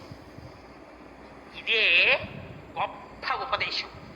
ఏమిటి ఉపదేశం అంటే, పిల్లవాడు ఓ 10 రూపాయలు పాకెట్ మనీ ఇచ్చారనుకోండి, తండ్రి కోటీశ్వరుడు అయి ఉండొచ్చు. తల్లి అడుగుతుంది, ఒరే 10 రూపాయలు ఏం చేసావురా అని అడిగింది అనుకోండి. అడిగితే ఏంటమ్మా 10 రూపాయలకి లెక్క అడుగుతావు, 10 రూపాయలకి లెక్క చెప్పాలా? ఖర్చు పెట్టాను, నేను కోటేశ్వరరావు గారు అబ్బాయిని, కోట్లు ఉన్నాయి మనకి, 10 రూపాయలు ఖర్చు పెడితే తప్ప, నేను చెప్పనమ్మా అన్నాడు అనుకోండి. తల్లి ఏమంటుంది, ఒరే నాన్నగారు కోటీశ్వరుడు అయి ఉండొచ్చు, నీకు 10 రూపాయలు ఖర్చు పెట్టుకోమనే ఇచ్చి ఉండొచ్చు, ఇవాళ 10 రూపాయలకే ఖర్చు చెప్పని వాడివి రేపు పొద్దున్న దేనికి లెక్క చెప్పవు, అందుకని రేపటి నుంచి నువ్వు దీనికి లెక్క చెప్పకపోతే నీకు డబ్బేమో, నువ్వు లెక్క చెప్పంటుంది. అంటే అప్పుడు వాడు, అమ్మ 10 రూపాయలు సోడా తాగానమ్మా, అమ్మ ఓ రోజున దాహం వేస్తే 5 రూపాయలు ఇట్టి నేనేమో సిట్రా తాగానమ్మా అంటాడు. ఎందుకురా నీకు అవన్నీ? 2 రూపాయలు ఇట్టి కొబ్బరి బండం తాగరా, చలవ చేస్తున్నాను, నీకు ఎందుకురా కూల్ డ్రింకులు, నీకు అసలే టాన్సిల్స్ ఉన్నాయంటుంది అమ్మ. ఎందుకని? She makes you accountable to the father. తండ్రికి మిమ్మల్ని జవాబుదారీ చేస్తుంది తల్లి, చేసి మధ్యలో ఉండి మీ ప్రవర్తనని నియంత్రిస్తుంది. గురువు చేసే పని కూడా అది. భగవానుడు పైనున్నాడు, నీ ఐశ్వర్యమంతా ఆయనది, ఆయనకి నువ్వు జవాబుదారీ వహించాలి. జవాబుదారీ వహించకపోతే ఏమవుతుందండి మీరు అడగచ్చు నన్ను. మీరు జవాబుదారీ వహించలేదు ఏమవుతుందండి? దానివల్ల ఏమైనా నష్టం వస్తుందా? వచ్చి తీరుతుంది. ఎక్కడ వస్తుందో తెలుసా అండి? ఎవరికీ రాదు, మీకే వస్తుంది. ఎలా వస్తుందో మీకు శాస్త్ర రహస్యం చెప్తాను చూడండి. ప్రతివాడు ఓ మాట అంటాడు, అంతవరకు ఎందుకు, మీకు మీకే తెలుస్తుంది. ఉదాహరణ, మీ స్నేహితుల్లోనే ఒక స్నేహితుడి కొడుకు ఇంకొక స్నేహితుడి కొడుకు ఇద్దరూ కూడా పోటాపోటీగా చదివేవారు. ఇద్దరు ఒకే యూనివర్సిటీలో ఒకే బ్రాంచ్లో ఇంజనీరింగ్ చేశారు. ఇద్దరు ఒకే బ్రాంచ్లో ఇంజనీరింగ్ చేసిన తర్వాత ఒక ఆయనకి బెంగళూరులో ఉద్యోగం వచ్చి 35,000 రూపాయలు జీతం ఇస్తున్నారు. ఒక ఆయన కర్మం ఏమిటో తెలియదు, 3 ఏళ్ళు అయిపోయింది, 4 ఏళ్ళు అయిపోయింది, పాపం ఇంకా చదువుతున్నాడు, ఆయన ఎక్కడా సెటిల్ అవ్వలేదు, ఆయన ఉద్యోగం రాలేదు. ఇప్పుడు మీరు ఒకటి చెప్పండి, ఇద్దరూ ఒకేలా చదువుకుని ఒకేలా మార్కులు తెచ్చుకుని ఒకేలా గౌరవింపబడిన వారిలో ఒకడికి ఉద్యోగం వచ్చి వేడొకరికి ఉద్యోగం రాకపోవడం వెనకాతల ఉన్న రహస్యమేమి? మేధా సంపత్తి ఎందు దోషమా? కాదు. అప్పుడు మనం వెంటనే ఏమంటాం, వాడి కర్మ అంటాం. దీనికి శాస్త్రం ఏముందో తెలుసా అండి? ఈ జన్మలో గత జన్మలలో చేయబడినటువంటి పుణ్యాన్ని పరమాత్మ ఖాతాలో వేసి అట్టే పెడతారు. దీనికి సంబంధించిన రహస్యమే కనకధారా స్తోత్రం. రేపు శంకరాచార్యుల వారి జయంతికి త్రిపుర సుందరమ్మ వారి గుళ్ళో చెప్తాను.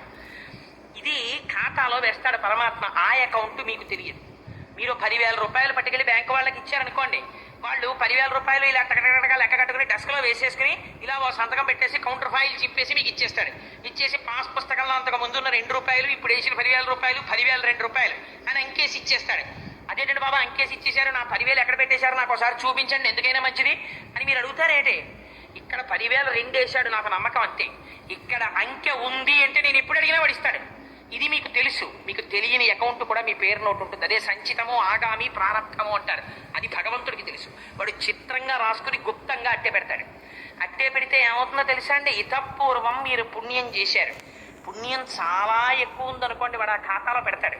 పెట్టి దానిలోంచి విత్డ్రాయల్ ఫారాలు ఇస్తాడు. నాకు బ్యాంకులో 1,00,000 రూపాయలు ఉన్నాయి, ఓ 5,000కి విత్డ్రాయల్ ఫారం ఇస్తే బ్యాంకు వాళ్ళు ఇస్తారు. బ్యాంకులో రూపాయి పావలా ఉంది, 5,000 రూపాయలకి విత్డ్రాయల్ ఫారం ఇస్తే తర్వాత రాసిస్తారు. నీకున్నది రూపాయి పావలా, ఎవడిస్తాడరా 5,000 రూపాయలని? అందుకని నీకు పుణ్యం ఉంది.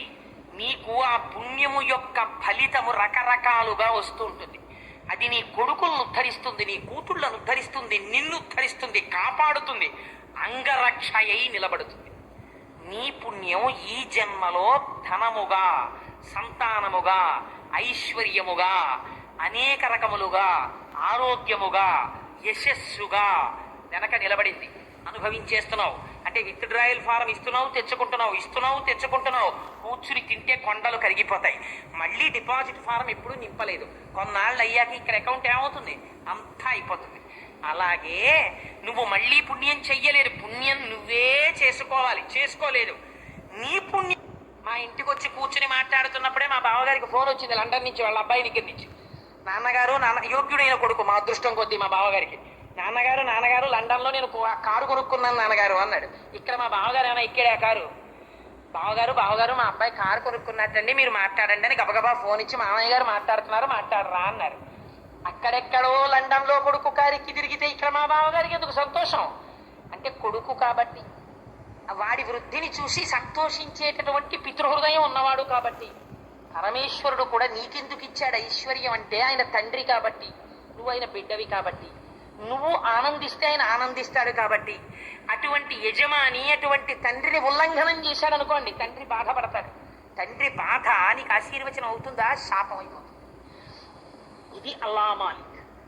యజమాని ఉన్నాడు, పరాత్పరుడు ఉన్నాడు, భగవానుడు ఉన్నాడు. వాడు ఊపిరి తీయిస్తున్నాడు, వాడు జీర్ణం చేస్తున్నాడు, వాడు నీకు నిద్ర పట్టిస్తున్నాడు, వాడు నీ ఇంద్రియాలకు శక్తిని ఇస్తున్నాడు, వాడు నీకు కొడుకునిచ్చాడు, వాడు నీకు కూతురునిచ్చాడు, వాడు నీకు ఐశ్వర్యం ఇచ్చాడు, వాడు ఇన్ని ఇచ్చాడు. వాడికి నువ్వు ఏమీ ఇవ్వక్కర్లేదు. ఇలా 5 జ్ఞానేంద్రియాల్ని 5 కర్మేంద్రియాల్ని బుద్ధిని కలిపి ఇలా వంచు. వంచకపోతే కృతజ్ఞుడమైపోతావు. కృతజ్ఞుడమైతే పాడైపోతావు. వచ్చే జన్మలో ఉపాధి ఏదైనా రావచ్చు, బాధపడిపోతావు. అప్పుడు నీ బాధని మాత్రం ఎవరు అడ్డుకోరు. ఎందుకని ఒక్కటి జ్ఞాపకం పెట్టుకోండి, బాగా అండర్లైన్ చేసి గుర్తుపెట్టుకోండి. బాబా గారు ఎందుకన్ని మాటలు చెప్పారు అల్లా మాలిక్ అని. ఈ దేహముతోడి సంబంధము ఈ దేహముతోడి సరి. నాకు తెలుసు కొన్ని దృష్టాంతాలు. మా అమ్మాయి వస్తే బాగుండు, మా అమ్మాయి వస్తే బాగుండు, మా అమ్మాయి వస్తే బాగుండని ఒక తల్లి, పిచ్చి తల్లి వెర్రిగా ఏడ్చి ఫోన్ చేశాడు కొడుకు. ఒక్కసారి రావే, అమ్మ నీ గురించి కలవరిస్తోందే, ఒంట్లో బాగులేదే అమ్మకి, ఒక్కసారి రావే అమ్మ కోసం అని. అంటే ఆవిడంది, నా పిల్లకి జ్వరంగా ఉందిరా, నేను రావడం కుదరదు, అమ్మకి ఎప్పుడూ ఒంట్లో బాగుండదు అంటావు, ఆవిడ పెద్దది అయిపోయింది, నా కూతురు ఇంపార్టెంట్ కదా, నేను రానంది. అన్న తర్వాత ఆ రాత్రి 2 వరకు తల్లి ఏడుస్తూనే ఉంది. కొడుకు దగ్గర కూర్చుని, అమ్మ ఎందుకమ్మా ఏడుస్తావు, వస్తుందిలే చూద్దు కానివి, బెంగెట్టుకోకో అంటూనే ఉన్నాడు. ఛీ, ఏం పిల్లలరా, ఇంక నేను వెళ్ళిపోతాను, ఉండను, ఒక్కసారి చూడాలనుకున్నాను, చూసావా అది రాలేదు అని ఏడుస్తూనే ఉంది అమ్మ. రాత్రి 2 గంటలకు ఆవిడ చచ్చిపోయింది. చచ్చిపోయిన తర్వాత ఫోన్ చేశాడు కొడుకు, అక్క చచ్చిపోయిందే అమ్మ, రానన్నావు కదా, నిన్నే తలుచుకు అమ్మ చచ్చిపోయిందే అన్నాడు. జ్వరంతో ఉన్న కూతుర్ని కూడా కారెక్కించుకొచ్చింది మర్నాడు 11ంటికి హైదరాబాద్ నుంచి. వచ్చిన తర్వాత ఆ అమ్మ శరీరం భౌతికాయం అక్కడ ఉంది. ఈవిడ వచ్చి, అమ్మా నువ్వు రమ్మన్నావమ్మా అని రాలేకపోయానమ్మా, నువ్వు రమ్మన్నావమ్మా అని రాలేకపోయామ్మా అని ఏడుస్తోంది. కదులుతుందా శవం? కన్ను విప్పి చూస్తుందా? నా కూతురు వచ్చిందని ఆనందిస్తుందా? ఆనందించదు. ఒక్కసారి ఈ శరీరాన్ని వదిలిపెట్టారో ఈ శరీరంతో ఉన్న సంబంధాలన్నీ అక్కడతో ఆగిపోతాయి. కానీ మీరు ఈ చేతులతో చేసిన పూజ ఏది ఉందో, ఈ మనస్సుతో మీరు నమ్మిన నమ్మిక ఏది ఉందో, ఎవడు యజమానని మీరు నమ్మారో వాడు ఆస్తాడు. తర్వాత కూడా మిమ్మల్ని కాపలా కాస్తాడు. వీళ్ళు మాత్రం రారు. ఇంకొకసారి శరీరం మారిపోయింది అనుకోండి, ఇందులోంచి ఒక కుక్కలోకి వెళ్ళాడు అనుకోండి, ఇంకా ఆ ఇంటి లోపలికి మిమ్మల్ని కొడుకు రానివ్వడు. మీరు ఆ ఇంట్లోనే కుక్కగా ఉండొచ్చు, మీకు ఆ ఇంట్లో ఉన్న ప్రతి వస్తువు తెలియచ్చు. ఒక్కొక్క కుక్క చూడండి, ఒక్కొక్క మనిషి ఇంటికి వచ్చేటప్పటికి ఇలా కాళ్ళు పైకెత్తేసి మెడ కింద తల పెట్టేసి కుయ్యి కుయ్యి కుయ్యి కుయ్యి కుయ్యి అడిపోయి ఎంత ప్రేమ పెంచేసుకుంటాయో జీవుడి లక్షణం. ఎక్కడో ఆ తాపత్రయాలు. వీడు కుక్కని కొడుకుని పిలిచి, రే దీన్ని తీసుకెళ్ళి కట్టే అంటాడు. వాడు గొలుసేసి తీసుకెళ్లి బలవంతంగా కట్టేస్తాడు. కట్టేస్తే ఆ గోళ్లతో ఇలా గరగరగరగరలు ఆడించుకుంటూ ఆ కిటికీల్లోంచి వాటిలోంచి ఆ కొడుకుని చూసుకుంటూ ఉంటుంది. ఇంకా తాపత్రయం ఆ కొడుకు అనుభవించాలని. దిక్కుమాలిన కుక్క అరుగు మీద పడుకుని ఎదురుగుండా ఉన్న జామ చెట్టు మీద కాకి వాళ్తే పౌ అంటుంది. ఇంకా కాకి ఏదో తినేస్తుంది వీళ్ళ ఇంట్లోని. ఎందుకని గత జన్మలో ఇంట్లో వెండి ముద్ర నోట కాకి ఎత్తుకుపోయింది. అందుకని ఈ కాకి మళ్ళీ ఏమైనా పట్టుకుపోతుందేమో వీడికి బెంగ కొడుక్కి దక్కదని ఇంకా వీడు భౌ అంటుంటాడు. ఆఖరికి ఈ కుక్కని అలా వదిలేసి పక్కింటి వాళ్ళకి అప్పచెప్పి వాడు యాత్రలు గడిపోతాడు. ఈ కుక్క వాడిని చూడకుండా ఉండలేక అన్నం తినడం మానేసి చచ్చిపోతుంది. వాడు అట్నుంచి వచ్చి అంటాడు, కుక్కల్ని పెంచడం మానేశానండి, ఒకసారి యాత్రకి వెళ్తే కుక్క చచ్చిపోయింది, అప్పటి నుంచి మానేశానంటాడు. ఏమయ్యో, నమ్మకూడని వాళ్ళందరినీ నమ్ముకుని ఏమైంది నీ జీవితం? అందుకని ఎక్కడి వరకో అక్కడి వరకే సంసార బంధాలు. నమ్మవలసిన వాణ్ణి, యజమాని ఒక్కడిని, భగవాన్ నుండి నమ్ము, వాడు నిన్ను ఉద్ధరిస్తాడు. అందుకని అల్లా మాలిక్ 1కి 10 మాటలు జీవితాంతం ఈ మాట ఆయన చెప్తూనే ఉన్నారు బాబాగారు. ఇదొక్కటి మనకు అర్థమైంది అనుకోండి, పారాయణ చెయ్యగా 108 సార్లు పారాయణ చేశానంటే నీ జీవితంలో భక్తి లేకపోతే ఎందుకు బూడిదలో పోసిన పన్నీరు ఆ పారాయణ. నేను ఇలా అన్నానని మీరు కష్టపెట్టుకోకండి, నేను ఎవరిని మనస్సు కష్టపెట్టాలని నేను మాట్లాడటలేదు. ఆయన మిషన్ అర్థం చేసుకోండి. ఆయన ఎందుకంత ఉద్వేగానికి లోనయ్యారో, ఎందుకన్ని మాటలు చెప్పారో మీరు జ్ఞాపకం పెట్టుకోండి. ఆయన ఏం పట్టుకెళ్ళారా, ఆయన ఏం చుట్టుకున్నారా? దక్షిణలుగా పుచ్చుకున్న సొమ్ము సాయంకాలానికి పంచిపెట్టేశాడు మహానుభావుడు. ఆయన అన్నం తింటుంటే, బాబా గారు అన్నం తింటుంటే పక్షులు వచ్చి అన్నం తినేవి, కుక్కలు వచ్చి అన్నం తినేవి, కోళ్ళు వచ్చి అన్నం తినేవి. ఒక కంచంలో అన్నింటితో కలిపి ఆయన తిన్నాడు. ఆయన బ్రహ్మాన్ని చూశాడు. ఆయన నామరూపాత్మకమైన ప్రపంచాన్ని ఆయన చూడలేదు. ఆయన ఏది తను కట్టుకెడిపోలేదు, ఆయన తను పట్టుకెడిపోలేదు. ఆయనకేం కోరిక లేదు. మరి ఎవరి కోసం చెప్పారు? అల్లా మాలిక్ అని. మన కోసం. అయ్యో పిల్లలు పాడైపోతున్నారని అన్ని మాటలు చెప్పారు. ఇది మనం జ్ఞాపకం పెట్టుకుంటే సంతోషిస్తారు. నా పిల్లలకు అర్థమైంది, యజమానకుడున్నాడని నమ్మాడు వాడు అని ఆయన సంతోషిస్తే ఆయన కృప మీకు కలుగుతుంది. అందుకని పారాయణ చేయమంటారు. సరే, ఇవాళ నామరూపాతీతమైనటువంటి ఆత్మస్థితిగతుడు బాబా అల్లా మాలిక్ అన్న మాట యొక్క సారాంశము చెప్పాలని ప్రయత్నం చేశాను. కానీ యథార్థం అనుకు నేను ఆ అల్లా మాలిక్ అన్న దాన్ని లీలలతో అనుసంధానం చెయ్యడం లేదు. ఎందుకు చెయ్యడం లేదు అంటే, నాకున్న వ్యవధి 7 రోజులే. ఉన్నది ఒక రోజు అయిపోయింది, ఇంకా 6 రోజులే. నేను ఇప్పుడు ఆ లీలల్ని కూడా అనుసంధానం చెయ్యొచ్చు, చాలా మహత్తరమైనటువంటి విషయాలు. కానీ చేస్తే సమయం చాలదు. 7 రోజులు అల్లా మాలిక్కే చాలదు యథార్థంగా చెప్తే. అందుకని నేను ఇవాళ ఆ అల్లా మాలిక్ అన్న సంఘటనకి సంబంధించిన వివరం కొంత తృప్తికరంగా నేను చెప్పానన్న ఆనందం నాకుంది. అందుచేత రేపటి రోజున శ్రద్ధ, సాబూరి అని 2 మాటలు వాడతారు. ఇవి 2 వాడారు సాయిబాబా గారు.